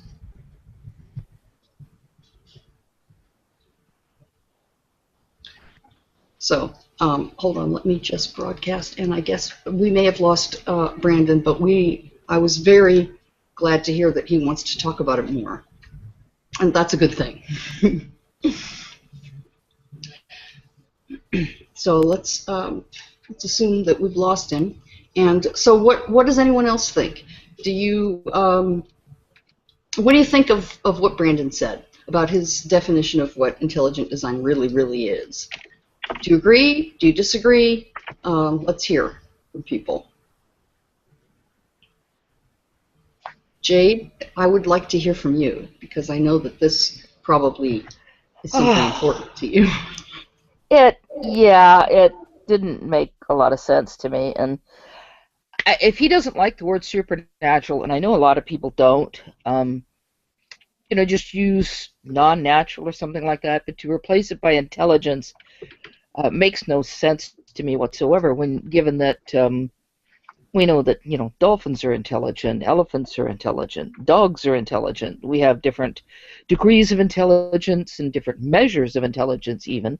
I could give I think you define intelligence as self-awareness. Well, so you could just replace it with self-aware. I agree. Elephants are definitely self-aware. And dolphins are self-aware. So dolphins are self-aware. I would agree there too. Yeah, and so it just doesn't make sense to me. I would need to have that explained further. I can explain that. Yeah, okay, go ahead, Ozzy. Okay. I did miss the beginning of this. Let's be clear. Okay. The first thing to be said though is it's begging the question here to say that, well, look, human intelligence is natural, and by which we mean unpurposed, unintended, undirected, uncaused by an intelligence, right? That's begging the question against the proponent of ID who thinks that our minds are products of a divine intelligence or a non-divine, non-human intelligence, right? So you can't just say, well, look, human intelligence is natural, right? Well, maybe it is, maybe it isn't. That's sort of one of the things that's on the table here that's at issue. So you can't use that as a counterexample here. Not without putting the question against your opponent, but I think what and this sort of came out in the discussion after I joined, that when he's talking about intelligence, he's really talking about mindful, a mindful, purposive agent as part of the operative cause for why we find the features that we do in a system, right? So, as opposed to a mindless process, right? So. That's what I think the distinction is that he's trying to get at, right? And in fact, a lot of philosophers would agree with that is the basis of the distinction, that supernatural here really is just a word that can best be unpacked as a supernatural explanation is an explanation that invokes an intelligence, but specifically a teleological purpose, right? That's what's operative here. I mean, someone like Richard Carrier, right? I mean, he's an outspoken atheist. I mean, that's the kind of definition of supernatural that he gives. Gary Edwards, and we know in the community, gives a similar definition of the meaning of the word supernatural. So it's intentionalistic, right? It's purposive. That makes more sense. Yeah. Yeah. Because I don't think Brandon would challenge that our minds are natural. But he thinks that they're natural in the sense that they're part of the ordinary world, the mundane world, right? So, for instance, if I say, hey, how did that happen over there? And I said, oh, it just happened naturally. I'm not talking about a person creating it, right? You go, well, wait a minute. If I said, oh, that just happened naturally, and what do you mean? And I say, oh, Bob built it. Well, that's not, what do you mean it happened naturally? That's a weird use of the word natural. Oh, well, Bob's mind is natural, wouldn't you say? You look at me like, that's kind of, yeah, I know, but that's not what we mean, Ozzy. There are contexts when we use the word natural where we just mean non-purposive, undirected, blind physical causes as opposed to intentional causes. So I think that's that makes more sense with his murder example. Yeah, so maybe we shouldn't be using the word intelligent there. Yeah. It's confusing because it's not a he's using a definition that is non-standard, and that's all right for the sake of argument. You can give him his definition and go on with the argument, but for me it's hard to like suddenly switch gears. But now that Ozzy's explained it, the little part of my mind will go Brandon's intelligence, so that's Brandon's definition of intelligence. When you're using this kind of thing, which means, as you said, a causative. Yeah, Brandon is in the chat, and he's ratifying what I'm saying here. Oh, okay, good, good. But he adds that, but it's not standard. It's not a non-standard usage. That is in fact I agree with him. This is a standard usage. You know, if I said that something happened quite naturally, I don't mean that a committee got together and came up with a plan and did it, right? that would not be considered a, and then someone said, well, come on, human beings are natural, and socializing is natural, and coming up with ideas is natural. These are all natural Well, things, I didn't right? mean natural. No. I was just talking to me specifically. Yeah, Yeah. I didn't really mean natural. I meant his definition of intelligence. Right. Right, yeah, okay. So that, when Brandon says intelligence, I now know what he's talking about. So what's a better word then? Well, usually intentionality. That's good. I like that. And I just want to qualify, intentionality doesn't mean purpose. Intentionality is a funny word, right? It sounds like you're talking about an intention, a conscious, deliberate intention. Intentionality is actually a word that means the mind's capacity to refer, right? So when I have a memory of something, right, I am referring, I have thoughts that refer back to a past event. When I imagine something, when I hope for something, there is an intentional object. There is an object before my mind, something that I want, something that I desire for the future. It's not even real in this world right now. So perception is an intentional state. Memory is an intentional state. Desire is an intentional state. Belief is an intentional state. And of course, to intend something, like I intend to go there, that too is a kind of intentionality, right? So it's a little bit, but in this case, we're talking about a specific kind of intentional state or mental state. Purposiveness, right?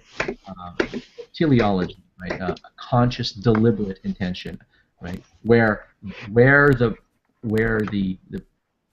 purpose or the conscious, deliberate intention is what guides and determines why the system has the features that it does, right? And if the person didn't, or the agent, the mind in question didn't have those purposes, the artifact would look different than it does. Wouldn't have those specific traits. If I was trying to make carve a knife out of wood, or a spoon, or a tent stake, the intention or purpose that I have in mind dictates what I end up with, right? And if I had intended something else, it would look different. It would have different physical characteristics in the artifact at the end of it.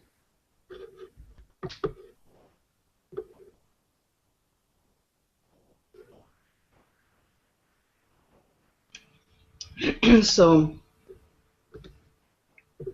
what about using self-aware? It's very different from purpose, purpose-driven. But it sounded like Brandon maybe was okay with self-aware also, instead of sort of intelligent in a vague kind of way. What would be the difference there? Well, I could imagine a system that was not self-aware, that wanted. I mean, I can imagine this. I don't know of any examples, but I can imagine a being that has a mind that is not aware of itself and of its own, is not aware of itself as a self. Wouldn't recognize itself in a mirror, right? But can nevertheless design artifacts, right? And design them with a purpose, right? To serve certain functions, right? That's another thing that's kind of funny is when we talk about intelligent design or purposive design, for things like life and genetics and stuff like that.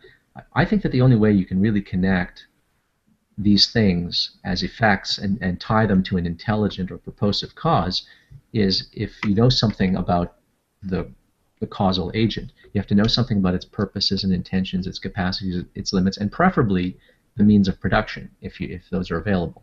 That might not be available, right? But you have to posit enough in the cause. You've got to get specific enough about what the cause is, what it's trying to do, its interests and its capacities and limits, to allow you to connect it with the effect. And one of the most important things is you need to know why the hell the thing wants to produce the artifact that it does.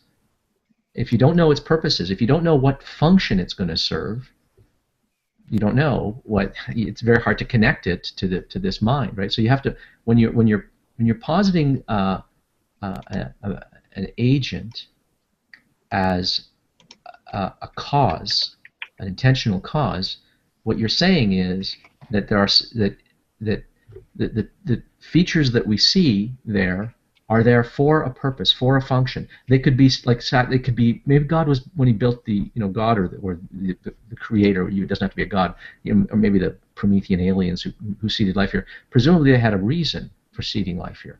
They had purposes. There was a function in mind. Or it could be something as abstract as maybe they're artists and they wanted to see how this will go. So they created DNA a certain way, and then they want to watch it unfold, like fractal art or something like that, right? Who knows? But you have to at least posit that much. You have to posit something about the purposes and functions that this is going to serve, if any, right? And if you don't, if you leave that completely unspecified, if you don't say anything about the causal agent's purposes and intentions and desires and interests, and you say nothing about its capacities and limits, or if it's limitless, it has no limitations whatsoever, then that doesn't allow you to make any predictions. You cannot predict what it would have created. Here's one of the biggest problems that I see with ID when people posit that the ID is an omniscient being. Mm. When you posit an omnipotent being, when you posit a creator that is omnipotent, you're positing a creator that could have created anything, right? Which means if the world looked completely different than it does, right, you could still say, well, this is within the scope of what that being created. And if you don't specify what its purposes and intentions are, you can always say, well, this is exactly what it wanted to do. It created exactly this because this is what it wanted. That's not an explanation, right? That is a pseudo explanation. That's not an intellectually satisfying explanation. So that's the difficulty I have with that. I agree with that. Okay. Well, when we posit, that it was any number of these sort of naturalistic abiogenesis explanations, we don't talk about that kind of thing. We just sort of say that's how it could have been. So why are you saying that in order to posit, that something with, purpose in mind seeded this planet, do you require that we also explain what the purpose was? Well, those are what the interests, the purposes, the functions, the capacities and limits, and if possible the means. Those are all the things that will give us purchase, that will allow us to connect the effect with the alleged cause.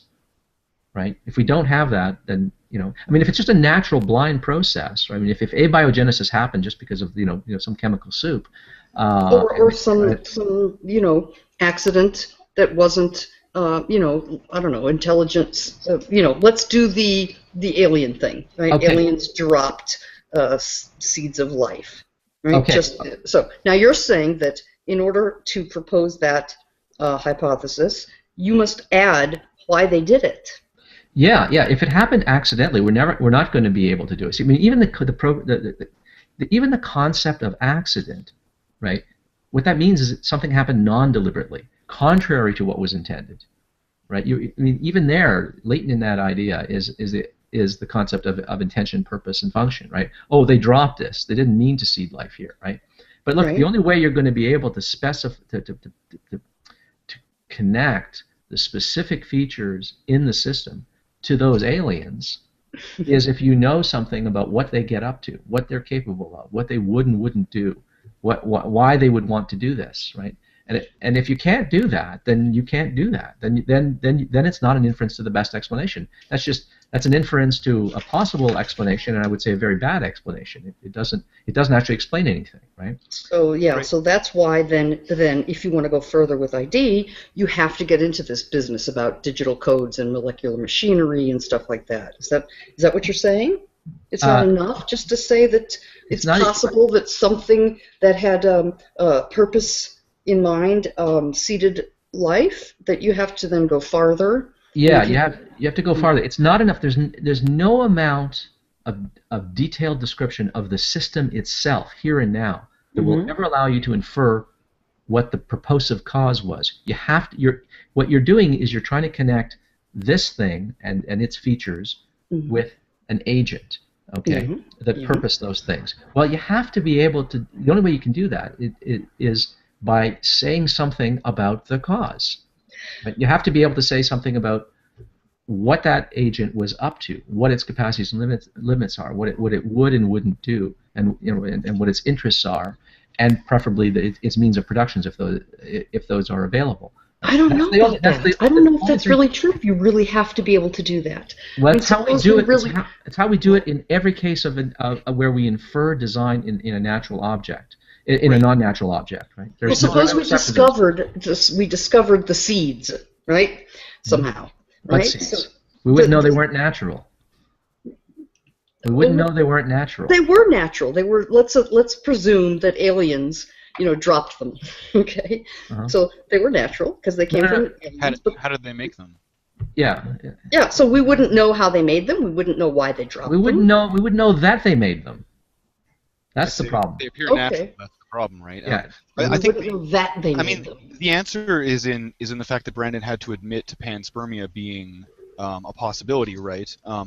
Because Well, once yeah, he absolutely narrows did admit to that. because he narrows it down into this is he could point to a place in the DNA code or in the development of animals where we wouldn't have the ability to move past a certain point or to get to that certain point. I mean, he could do that, but once you've admitted that you can get an asteroid from another place without knowing where that came from or if it was purposely dropped here, I mean, I think you've sort of lost the ability to infer any sort of purposefulness to the entity that we're talking about here. And I don't know. I mean, to me, it feels like the need here is to make us the purpose, right? To make the current state of affairs the purpose, and that's what seems overall to me like what we're trying to prove backwards here. So I didn't get that at all. If you take what Brandon said at face value, I did not get even remotely what you just said. I mean, to prove a purposefulness, I mean, he needs to point to the place where either the designer modified or interacted with the designed creature, right, to obtain the correct results. That's what he's talking about. There has to be some sort of interference, and I think that once you start moving that interference away from the planet Earth, I mean, how purposeful could the designer have been, right? Now that it can be an accidental asteroid or it can be any number of planets from which the asteroid came from, I think it becomes harder and harder to attribute a purpose to that particular action. But that assumes that you must attribute a purpose, and that's the thing that I'm questioning. I'm not so sure you really have to.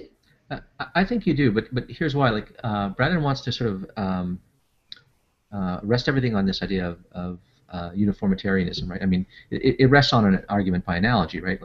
We look at systems like computer systems, that are designed. We look at programming. There's a code there and stuff like that. This is all the result of purpose, of intention, right? And so the idea is, if you see this kind of complexity, this kind of uniformity, this kind of pattern and regularity, and exquisite integration, right?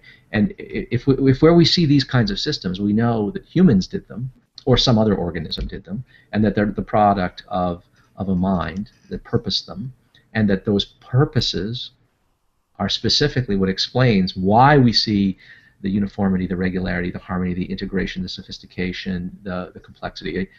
Well, then we say, well, then if a mind was necessary for those features, then if we see those features in the natural world, by analogy, we can then infer that there was a mind behind it, right? But in every case where we do this for non-natural objects, it's because we know what humans get up to and other organisms get up to. We know what their purposes are. We're able to connect the features that we see with the purposes, intentions, capacities, limits, and methods of the creators, right? In other words, we're able to connect the specific mental states, the intentional states that were prefigured in the mind of the creator with the artifact. It's not a coincidence, right? We're able to make that connection, right? But in the case of natural objects, for all we know, these are just natural objects, right?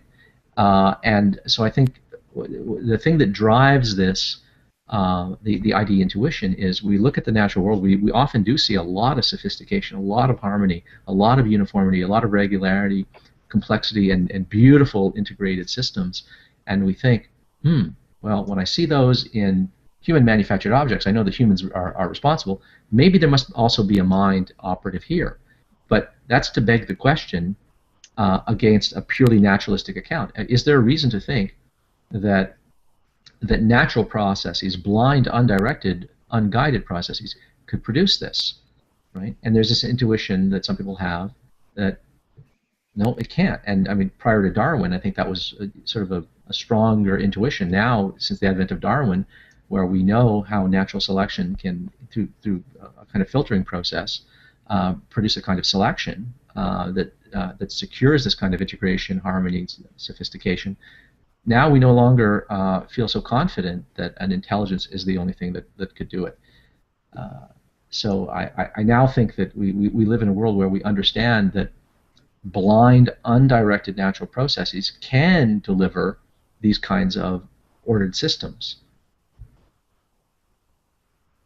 And unless you can connect these ordered systems and the specific features that we find in natural systems, like organisms and DNA and some of that, to a mind and its specific purposes and intentions, capacities, limits, and methods, then I don't think you can make that connection. It can never be the best inference. It's an inference you can make, but I think it's not a good one, right? Arguably the worst one. So I see it as an argument to the worst inference, not the best explanation, but to the worst explanation.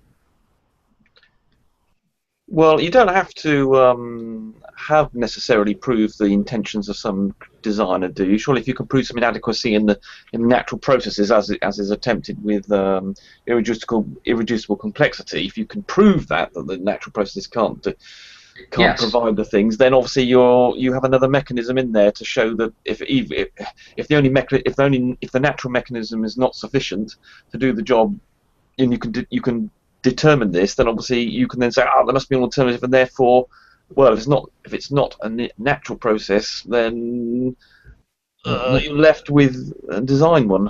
Or something. Well, no. The idea is, if you could somehow rule out unguided, unintended, non-purposive processes, if you could rule that out, then the only alternative, you have an excluded middle here, right? It's either purposive, directed, and guided versus unguided, unguided. If you could rule one out, that would secure the other, but I don't know how you can rule that out.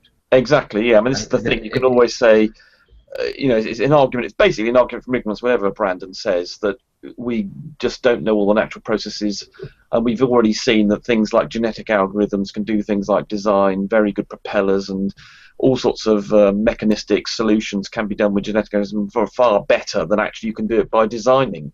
And therefore there's a whole, and we don't understand how those systems work that generate with using genetic algorithms to produce wonderful results. And so there's always, it's impossible to remove the possibility, it seems to me, there's a natural mechanism for this. It is just an argument from ignorance. And the fact you've got some convergent case that Brandon's got where, there's a motor or the true empiricism thing or something, I think Brandon touched on it, that we see these things that have been designed also existing in nature, therefore both are capable of it, therefore designers possibly, but that's just a case of convergence, like convergent evolution on the same solution. There's no alternative. A natural mechanism is going to come up with it, or a designer is going to come up with the same mechanism. But just because a designer's got to come up with a mechanism doesn't mean to say that nature can't either.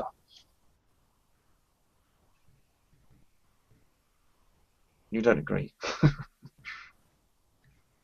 No, I do. Yeah. I've always confused by your expressions. Actually, Ozzy. Half the time I think you're scowling at me, or oh no, sorry. You're a natural scowler, I think. I'm yeah. or exasperator. Yeah, no, I'm just very, very sleepy. Yeah, me too. Actually, I can barely get a sentence out at the moment. I'm really sleepy. I nearly fell asleep in there. So if I'm talking gibberish, it will be due to sleeping, lack of. But basically, irreducible complexity is bollocks, and it is an argument from ignorance. And just because Brandon has just got this idea that he can match, that it isn't because we've got these other existing systems we've designed, and therefore it's not an argument from ignorance because we've got this thing that's been designed, and therefore that looks like the thing we've got inside the cell, say a motor or whatever, and therefore. But it's just an argument from ignorance, and the fact that it's an argument from ignorance that a natural process can't produce that. However, you want to match it up with something else, which is what he's trying to do. Is effectively. He's trying to do two things here. He's got a proposal with his own thing that's going to be designed, but it's still an argument as to what the natural processes can do. Just because he's got something else that can do it doesn't exclude it's an argument from ignorance on what natural processes can do.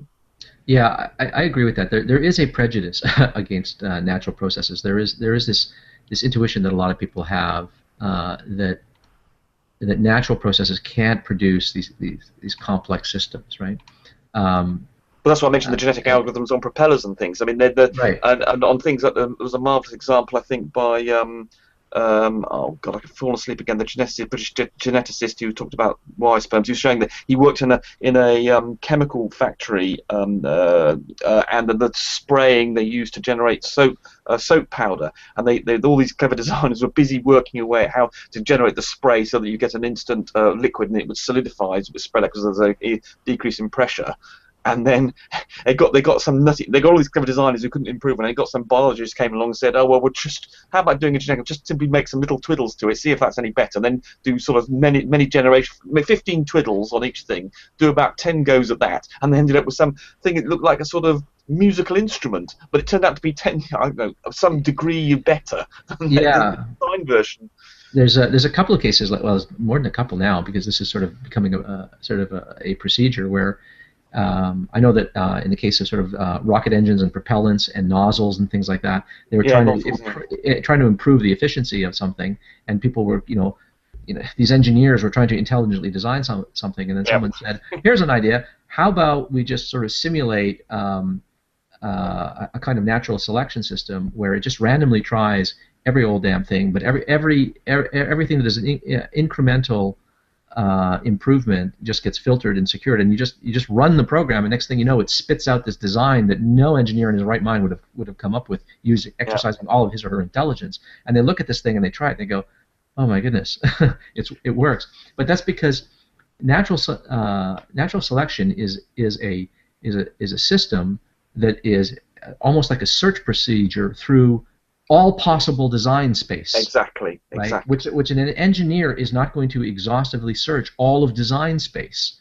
Could I make it wider here, narrower there, thicker there, thinner there? Like, they're not going to do that, right? They're going to have intuitions about how to do this. Natural selection, being a blind, undirected process, can try any old thing and everything, and preserve what works, and accumulate these things, and produce something that is exquisitely designed, and then. But see, the difficulty here is that we come along, we often design things that are just incredibly impressive, and then we think, well, we're the only kind of system that can do this. We have minds, and there's a bit of sort of backpatting that goes on here, I think. It's a bit like chess programs as well. They explore all the ridiculous possibilities that the human chess player would not consider, and then of course come up with wonderful ideas that we wouldn't consider. I think it's not exactly right, because they use all kinds of heuristics in chess programming. Yeah, they do as well. But in principle, but they don't calculate every possible move. Absolutely, that's absolutely correct. They do prune the trees, exactly right. But nonetheless, they consider a lot of very strange moves that the professional chess player would not do. Right. And they're always being shocked. Professional chess players are always being shocked by what computers can pop up with. But yes, they have to do a lot of pruning, because obviously on a chessboard the numbers that are involved in actually exploring every possibility. But the principle is that they're exploring a bigger space than a chess player would, a designer would. Mm-hmm. So Rumpus, you're saying that the naturalistic hypothesis is way better. Absolutely. Does that necessarily mean, however, that the ID hypothesis therefore must be an argument from ignorance? I think that upsets a lot of ID people. So if you do think that, explain why you think that. Well, it's an argument from ignorance because they don't believe. Well, basically, the only arguments they've got is the irreducible one, and the one that Ozzy mentioned about the Dembski, which because I was so sleepy, I've forgotten about this information thing. And of course, he's the guy who invented complex specified information.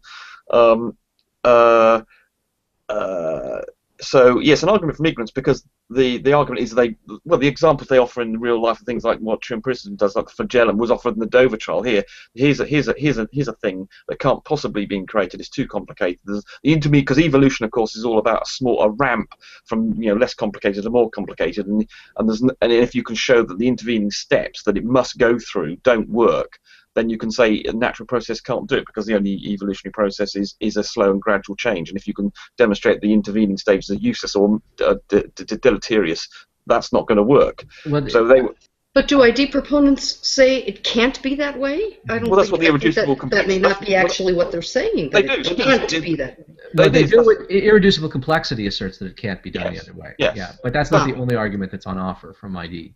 Yeah. Indeed, but it's the main one that actually offers evidence that I must have forgotten. I did read up on Dembski some months ago, and I can't remember what their information theory thing was.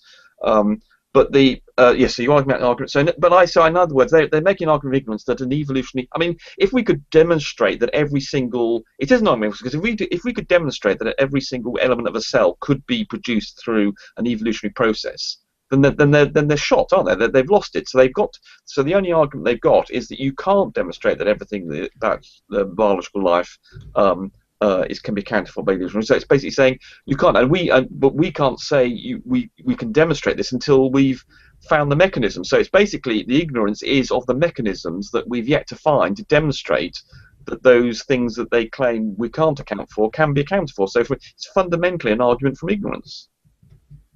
Well, what if they were to argue that they're not saying it can't be accounted for naturally, just that I see that a naturalistic explanation isn't the only one that is possible. Okay, so even though the natural explanation could account for it, the one they choose. So could this other one? Yeah. Okay. Oh God, Green Pixies did it again. Let me think on that. Well, I mean, it's important to understand that ID positions itself as an inference to the best explanation, not the only explanation. I mean, there are some people in this community that we talk to regularly who will insist it's the only explanation. The other explanations are impossible. Naturalistic, they'll say nature, on naturalism you can't account for blah blah blah blah. Okay, look, that's not ID, right? I mean, ID theory doesn't say that. There are some arguments within ID that will do that. I think irreducible complexity is one. And Brandon is in the side chat here, and he's disagreeing with me. Maybe I'm misremembering what I read in Darwin's Black Box, but I seem to remember BD arguing to that effect. But maybe I'm wrong. But it's supposed to be an argument to an inference to the best explanation. So the idea is you have a naturalistic account of how this arose, and then you account for the same features by positing design, which is the better explanation, right? But it seems to me that you're only going to be able to measure which is the better explanation to the extent that it describes what you're going to see and predicts what you're going to see better than the alternatives. And unfortunately, as I see it, if you posit a creator that is omnipotent, he could have done anything, and if the world looked completely differently, you could just as easily say this is it. So that's not going to work. And if you hang on, let me finish. But if you are too vague about what the creator's capacities are and his purposes and intentions, you don't want to specify them because you don't want to, you don't want to overstate the case because you don't know that this thing exists and has them. You're supposed to be arguing to them, right? They don't want to posit it, and I think if there's too much trepidation on the part of someone positing a creator, and they don't want to specify enough about the creator, its purposes, intentions, capacities, limits, and methods, then there's no way to connect the cause with the effect. And it's unfalsifiable. I mean, if everything could be accounted for, if everything can be accounted for by ID, every possible way the world works, way biology works, if every possible thing, there's nothing about the biology that we see that can be demonstrated as not being designed, then it's a useless theory. Whereas if we can say, for instance, like the giraffe's neck, that nerve that goes all the way round from the head down to the heart and back up to the other side of the head, whatever it does, we can demonstrate that that's the sort of predictions you would expect to evolution to have. The natural process and all these other sort of idiosyncrasies you were saying, obviously all the common descent. I mean, you wouldn't need common descent with an ID system, of course. And I think John Sonsid made a very powerful point. If you've got a theory that makes as very, very specific. So, for instance, if you had a theory about the weather that said, it's going to be 3 degrees at some, say in London at this particular time on this particular day, with the wind going in a particular way, and in Los Angeles it's going to be going in another particular air pressure with another particular day, and it is. You say, my God, that's a bloody good theory because it was very specific and it was very risky. It's a very, very small part of the domain of possibilities. It showed a very small number. You say, my God, that weather prediction system is probably going to be very accurate. Whereas if you have a system that says, any weather is possible in London and any weather is possible in Los Angeles, and of course it is, well, that's not a theory worth having, and it's also most likely to be untrue. So predictive value. Evolution wins. It's got to be specific. You've got to make right because evolution has lots of predictions involved, whereas ID kind of doesn't. I mean, Exactly. Anything can happen. Yeah. There's no way of falsifying an ID. Mhm. So therefore it's bollocks. Good. Right. That's Right. So I mean, I think I think ID does lose on the predictive scale. It can't tell us sort of where in a layer of rock might we look for a particular kind of fossil or anything like that.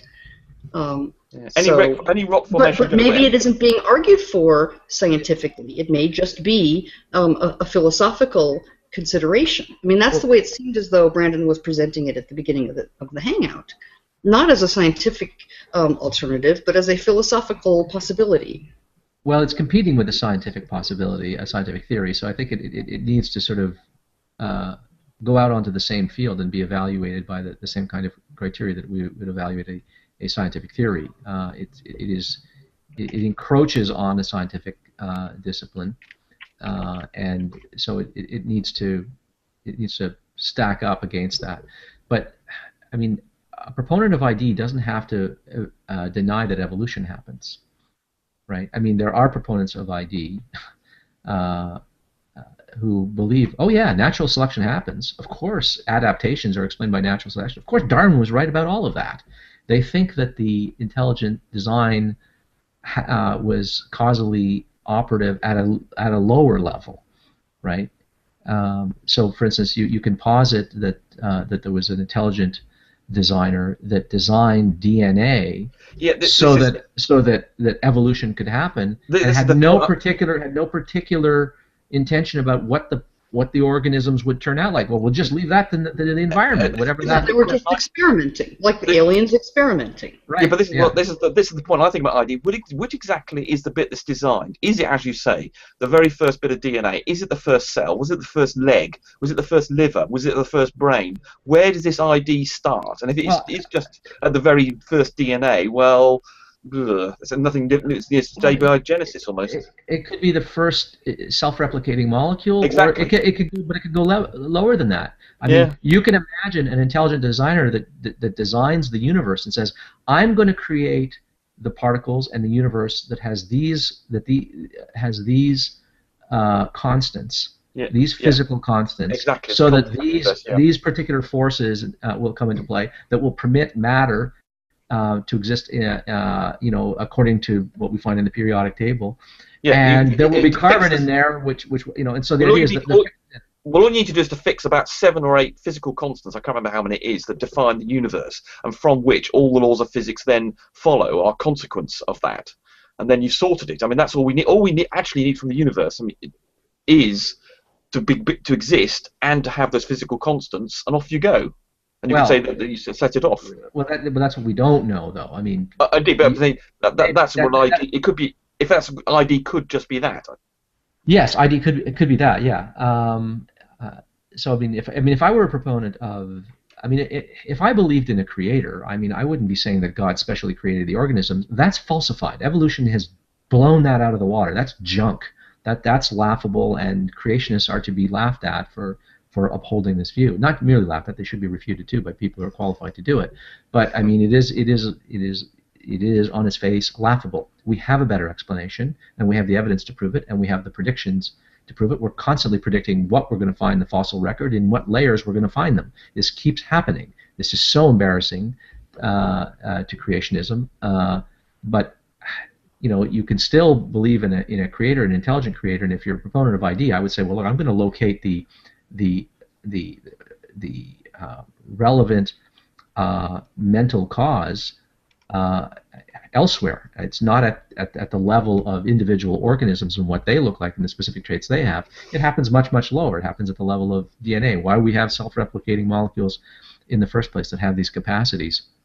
Or maybe it's at the level of matter or something like that. I mean, if I were a theist, that's where I would be going with this. Yeah, I mean, this is exactly the questions about where does IE start? Which bits of it are claiming to be ID'd? I'd like to know this, because I think people like true empiricists, and they just start saying, oh, well, there's this little bit of function of this cell, there's a little bit of DNA over here, and then possibly also a leg will have as well as ID'd, as though God is just running along in parallel, just checking every moment he just interferes with the natural processes and throws in a bit of ID.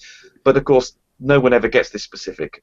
Yeah, but the reason I'm emphasizing that ID doesn't have to sort of try to replace evolutionary theory and have to square up with special creation is that if you're going to argue against intelligent design, you should be trying to argue with it in its strongest form, not its most degenerate form.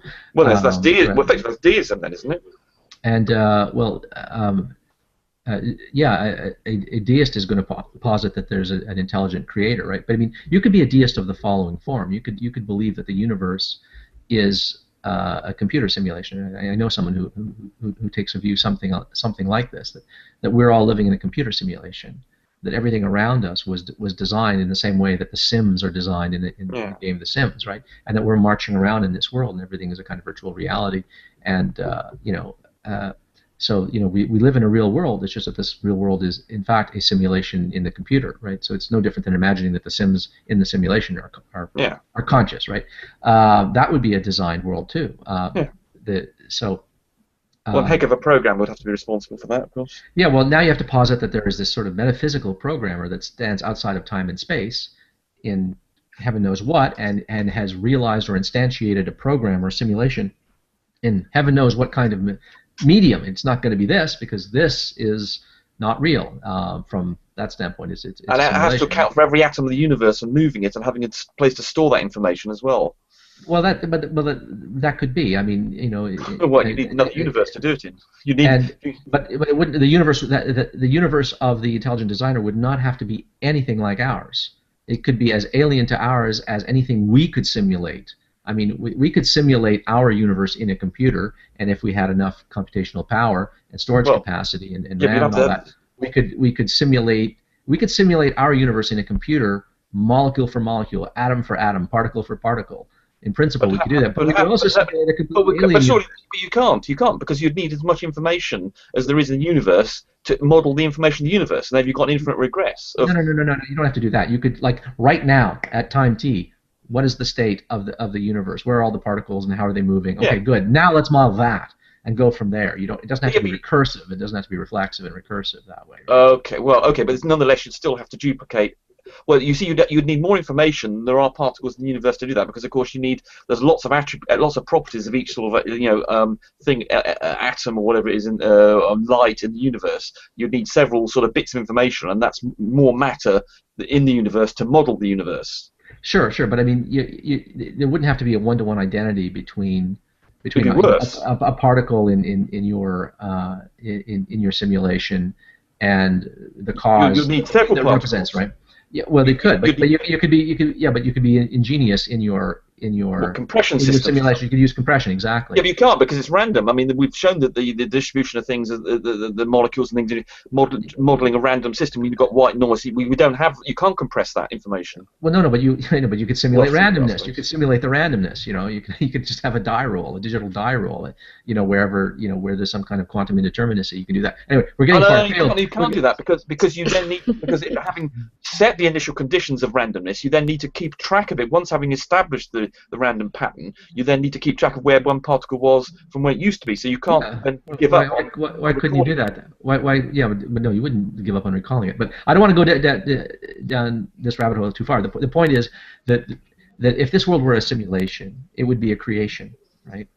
Everything would be a creation, right? And just as a programmer can create a program where stuff happens that was not anticipated by the programmer. Anyone who's ever had to debug software knows that happens, right? You could program a simulation and then wait and see. Hey, let's see what happens. Just like you can take a culture and then look in the petri dish and say, hey, let's see what happens, right? There could be a master programmer who is the intelligent designer who programmed our universe and now is waiting with to see what will happen. That would be the purposes and intentions. Oh, I want to see what happens. Or maybe they're creating art. That sounds a lot like a kind of a sort of an abstract deist kind of idea of an intelligent designer. But while we have her, we have Jade with us, and she's a Catholic.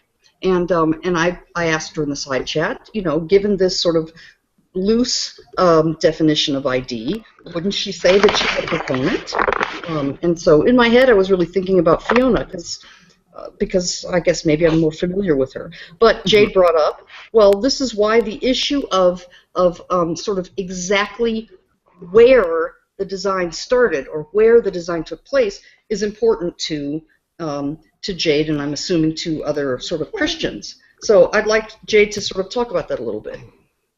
Right. Well, my point of view is similar to Fiona's. As Fiona has said, God lit the blue touch paper and everything went from there. So everything has proceeded from the Big Bang, and before the Big Bang, naturally. Yet everything we see, we have a logical, natural explanation for. Evolution proceeds exactly the way it's supposed to. Well, you're supposed to is kind of, But I mean, from my point of view, for all I know, the fact that we're monkeys is sort of an accident. We could have been lizard people, and what makes us separate in the theistic sense is that we have a soul, and whether animals have souls or not is not mentioned, so no one knows, and really can't speak about. But yeah, so this goes back for me and for Fiona to like way back to the very beginning. But when we think of intelligent design, we're usually thinking of somebody coming in and designing things at a particular state or level, like the bacterial flagellum. The bacterial flagellum must have been intelligently designed. But at what point is this, if you're going to have an ID theory, and it's not a theory, but if you're going to have something like that, at what point are you proposing this took place? Did life get seeded on Earth at a microbial state and then proceed through evolutionary pathways? Were eukaryotes created and then things proceed? Were vertebrates created? At what level were these things intelligently created? Well, that's exactly what I was saying. Yes. Yeah, because I mean, most people will accept, okay, that there has been evolution in canines. Dogs are wolves. Wolves are canids. And how far back you go is going to depend on the person. And we do tend to think of intelligent design in a Christian context because so many ID proponents are Christians and adhere to a literal interpretation of the Bible. But I know that all ID proponents don't take that point of view. But it's kind of meaningless to me to say, well, these things are intelligently designed without you telling me which things. Were all the phyla intelligently designed? Were all the, what we think of a phyla intelligently designed? Was it done on the level of families? I don't know. They never actually explain this. This is the thing that's like go. They never actually explain at what level the ID occurs. We've got a Catholic in the room, okay? So where for you, Jade, is that? Way back before the Big Bang.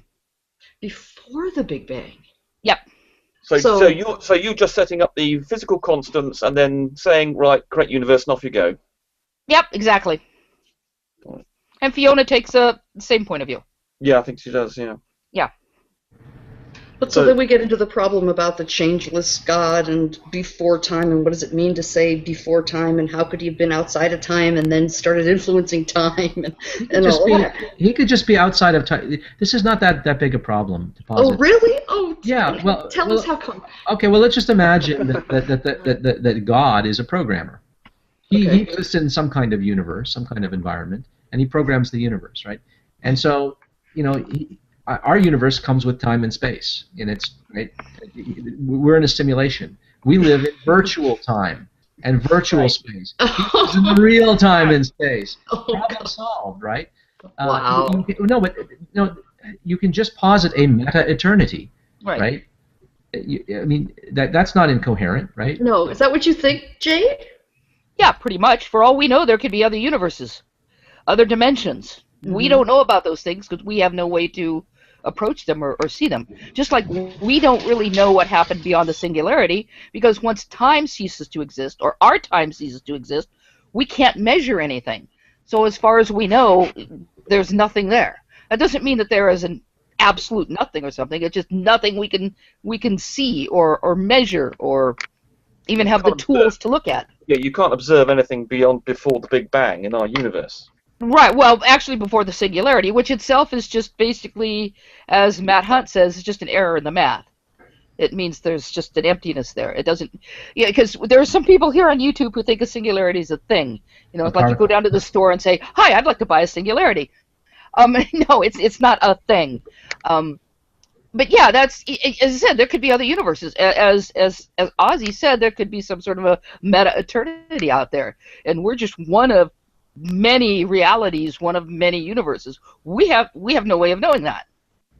All we can deal with, at least for now, is what's in our universe using the tools we have, and using the fact that everything works. So if we place the I have a question way question. back then, right? Right. You then, it appears to me, seem to be saying that it is a better explanation that there was a creator and that the creator sort of started it way before the Big Bang than some other sort of naturalistic explanation. So if that's correct, what makes you think that that's a better explanation than a non-God one? Well, the problem with that is it's not so much that I think it's a better explanation. With me, it's simply a matter of faith. I think that the concept of there being no God and the universe proceeding along naturalistic causes is a perfectly good explanation. So But you don't believe. So do you think they're I equally don't good? believe it. The point comes with believe, and how one explains belief and faith is very, very difficult. It's just what I believe, but because I understand the difference between belief and faith, and what we see in the real world and empirical evidence, that's why I believe in empirical evidence as well. I accept empirical evidence because it works. And I don't believe, again, I don't believe in what I've mentioned this to several of the fundies here. I don't believe in a trickster God. That makes no sense to me. I don't believe in a God who would leave all this evidence lying around to fool us. That is incoherent with my concept of God. Now somebody else could come along and say, well, my concept of God says that's exactly, who God is.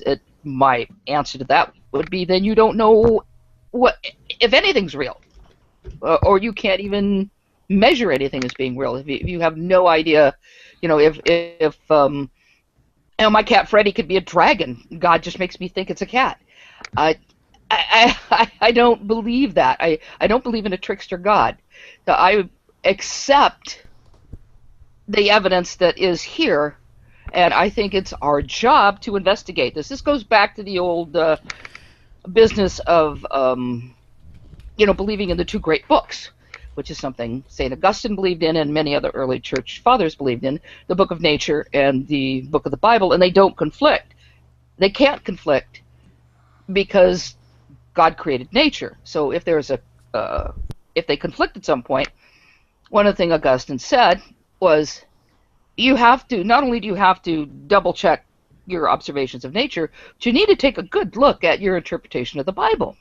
What's interesting about that view, though, is it means that you have to read the Bible in light of the book of nature, and that the book of nature trumps the Bible. You might be reading the Bible wrong, right? Yes. So that's kind of interesting. What it means is that the most sacred scripture is the book of nature, which is one of the things that sort of moved deists to say, so much for scripture. Yeah, and I understand that completely. So why are you not a deist, is what I'm wondering. I have very deist tendencies. I don't think anyone is that simple, you know what I mean, in their beliefs to say. I mean, yes, I'm a Roman Catholic, but that's actually a very big tent.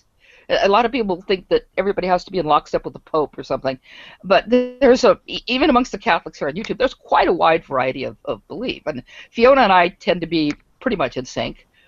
Not so much as, say, with Max or Baldy, because they're more conservative. Yeah, well, who can be in sync with Max? That's true. No, but it really does make me wonder. Then I'm like, wait a second, how are you a Catholic? How then do you qualify or whatever as Catholic? Well, basically, as Fiona said, I accept the Nicene Creed, and that's kind of what it comes down to. But again, this is a matter of faith.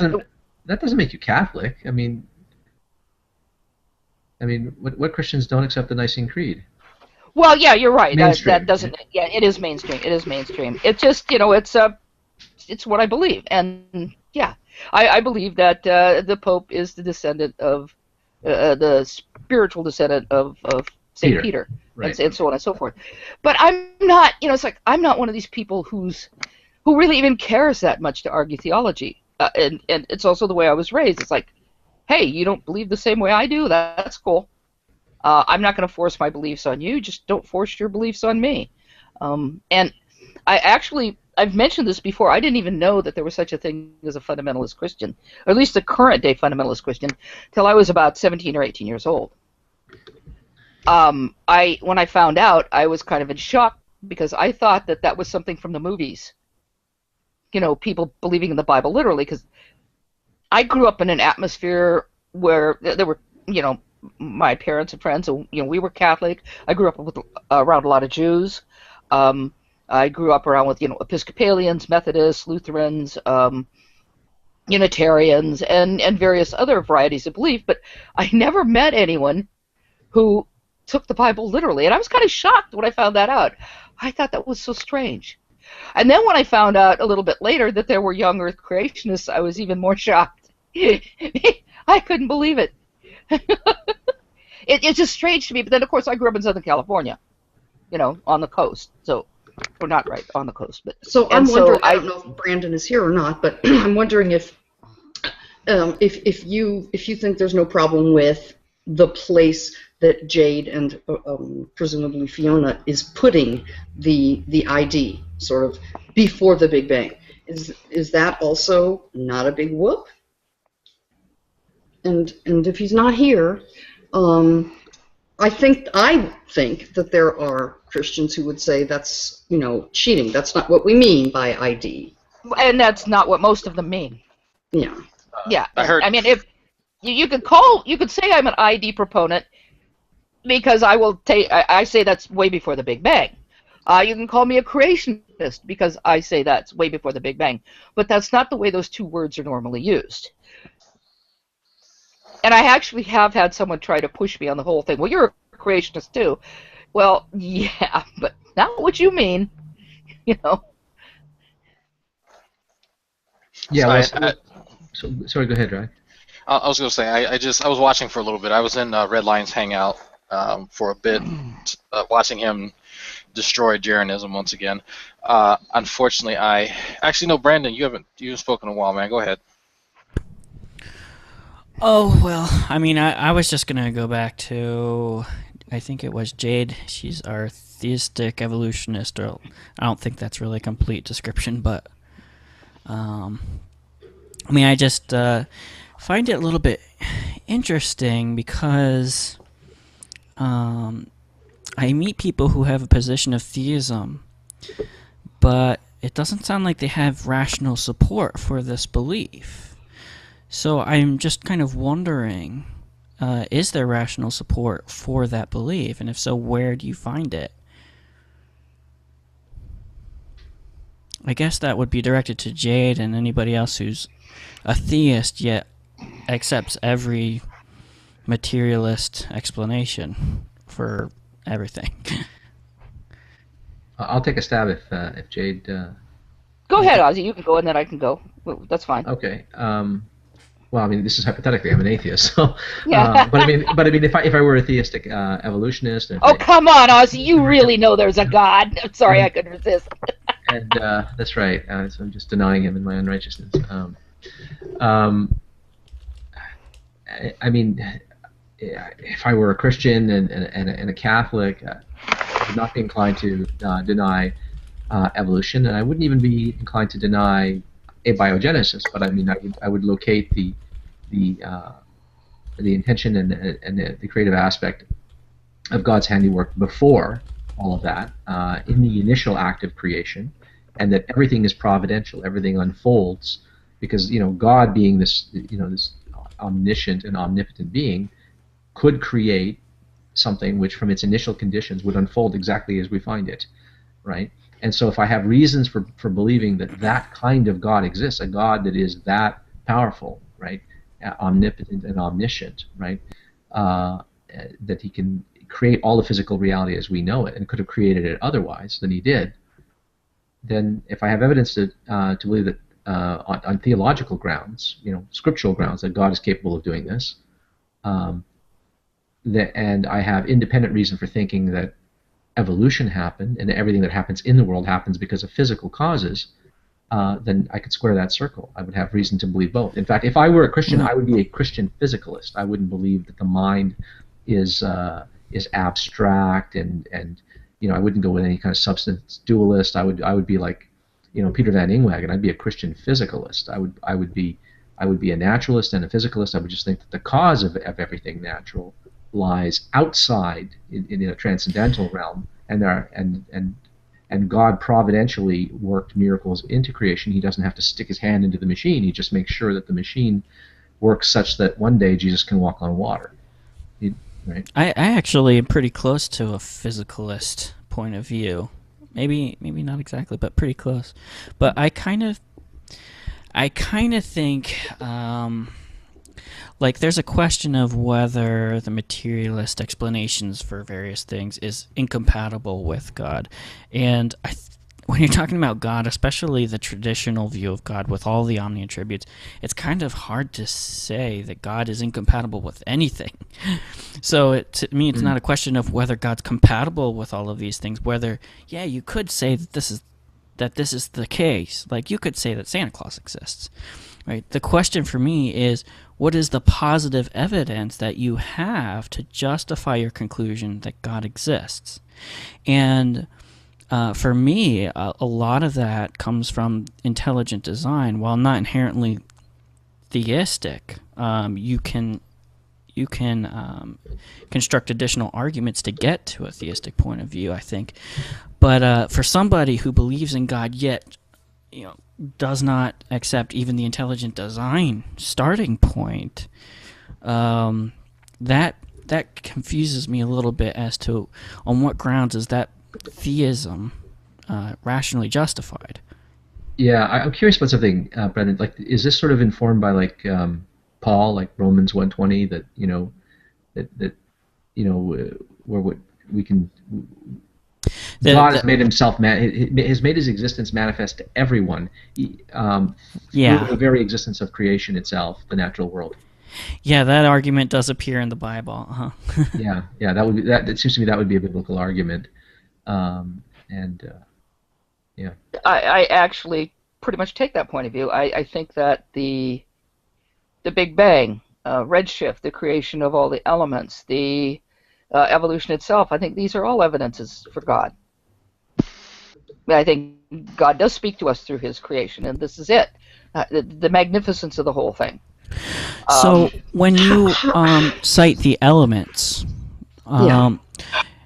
is it? I'm trying to discern the positive inference here. So when you say the elements, are you saying that they correspond in a way that seems purposeful for? No, I'm talking about the creation of the elements. Really fantastic way it was done.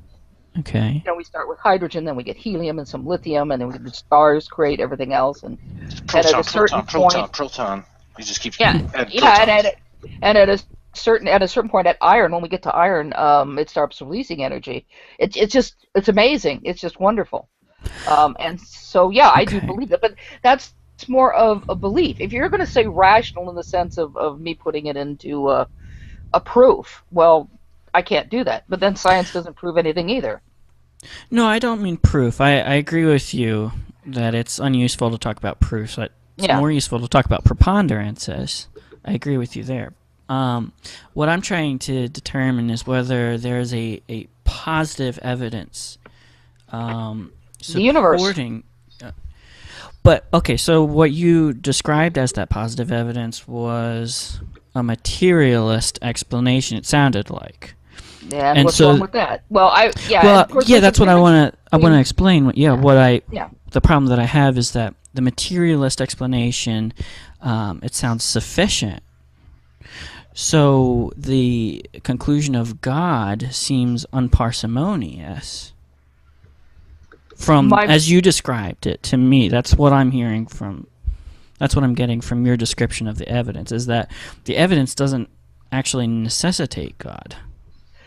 No, but the evidence is evidence for me. I'm not going to go to somebody else and say, look at how incredible everything we've found from science is. It's just absolutely amazing, and this, you should believe that this is evidence for God. I would not say that to anyone else. I would say that that is evidence to God for me. But my belief in God is simply through faith. I agree. I see all these proofs for the existence of God, and there isn't one. There just isn't one in an empirical sense. We've had a couple of thousand years of theologians trying to prove God, and I've been through St. Augustine, Thomas Aquinas, St. Anselm, etc., etc., and none of those proofs for God work. So are you a fideist, Jade? A what? A fideist comes from the word fides, meaning faith. A fideist, I mean, I think Fiona, I think, would identify as that. I think she has once before in a conversation I had with her. A fideist is someone who thinks this has to be taken on faith. Yes. There's never going to be a rational argument that sufficiently warrants the conclusion. It has to be a leap of faith. Correct. Okay. I believe Yes, that. And I believe that the evidences for God are sometimes just personal. Yeah, it's very interesting for me because I come from a very different point of view. Back when I was in high school, I encountered ex-Christians and the internet and stuff all for the first time. And so I came to a point where I decided I cannot believe something without a positive justification for it. And then there's a whole story about how I came to my present beliefs 15 or 20 years later. But that was a really pivotal moment for me, was requiring a positive evidence. Well, that doesn't apply across the board. We all hold irrational beliefs that act kind of as a foundation for all other beliefs. Yeah, as well. I don't know, but I'm just saying that this is peculiar to me. Or I don't mean to be insulting at all. I'm just saying, for me, it's alien. That's probably a better word. Well, that's acceptable. I mean, there's different. I find that the encroachment upon science that I consider ID to be is something that people actively promote when it's not science. I find that deeply offensive, considering that I'm taking my time and effort to learn real science.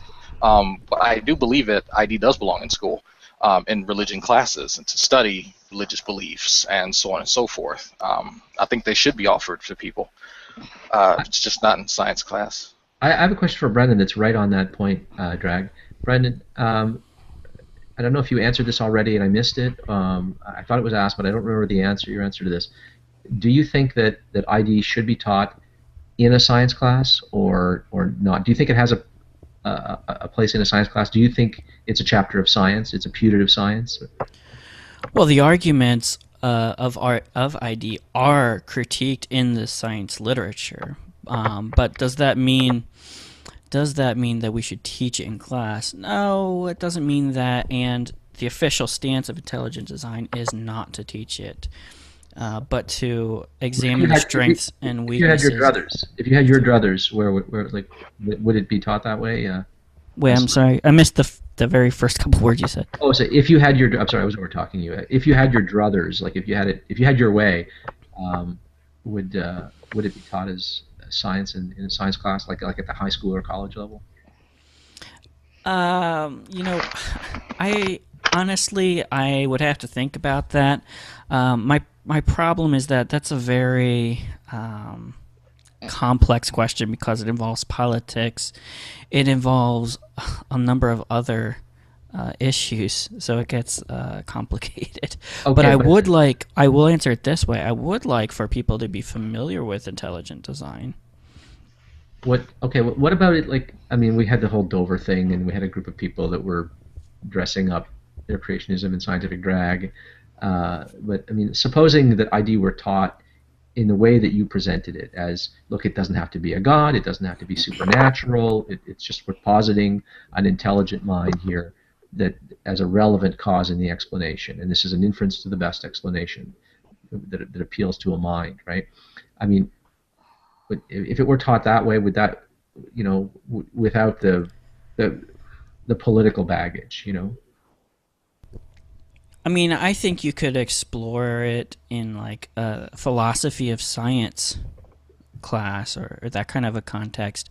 And if you want to talk about the critiques of Behe's specific arguments and predictions that appear in the standard science literature, I think that should be you should be able to discuss that. Sure. I mean, why not? Okay, I agree with that. Something like philosophy of science, or religion class, or social studies class. I think that would be perfectly okay. Yeah, agree I with that added the Behe, which is specifically biochemistry. Why couldn't you talk about those biochemical arguments, or at the very least the critiques of those arguments that appear in standard scientific literature in a science class? The reason I would object to that is that in something like a high school class, what we discuss is settled science. We don't talk a lot about scientific controversies at all.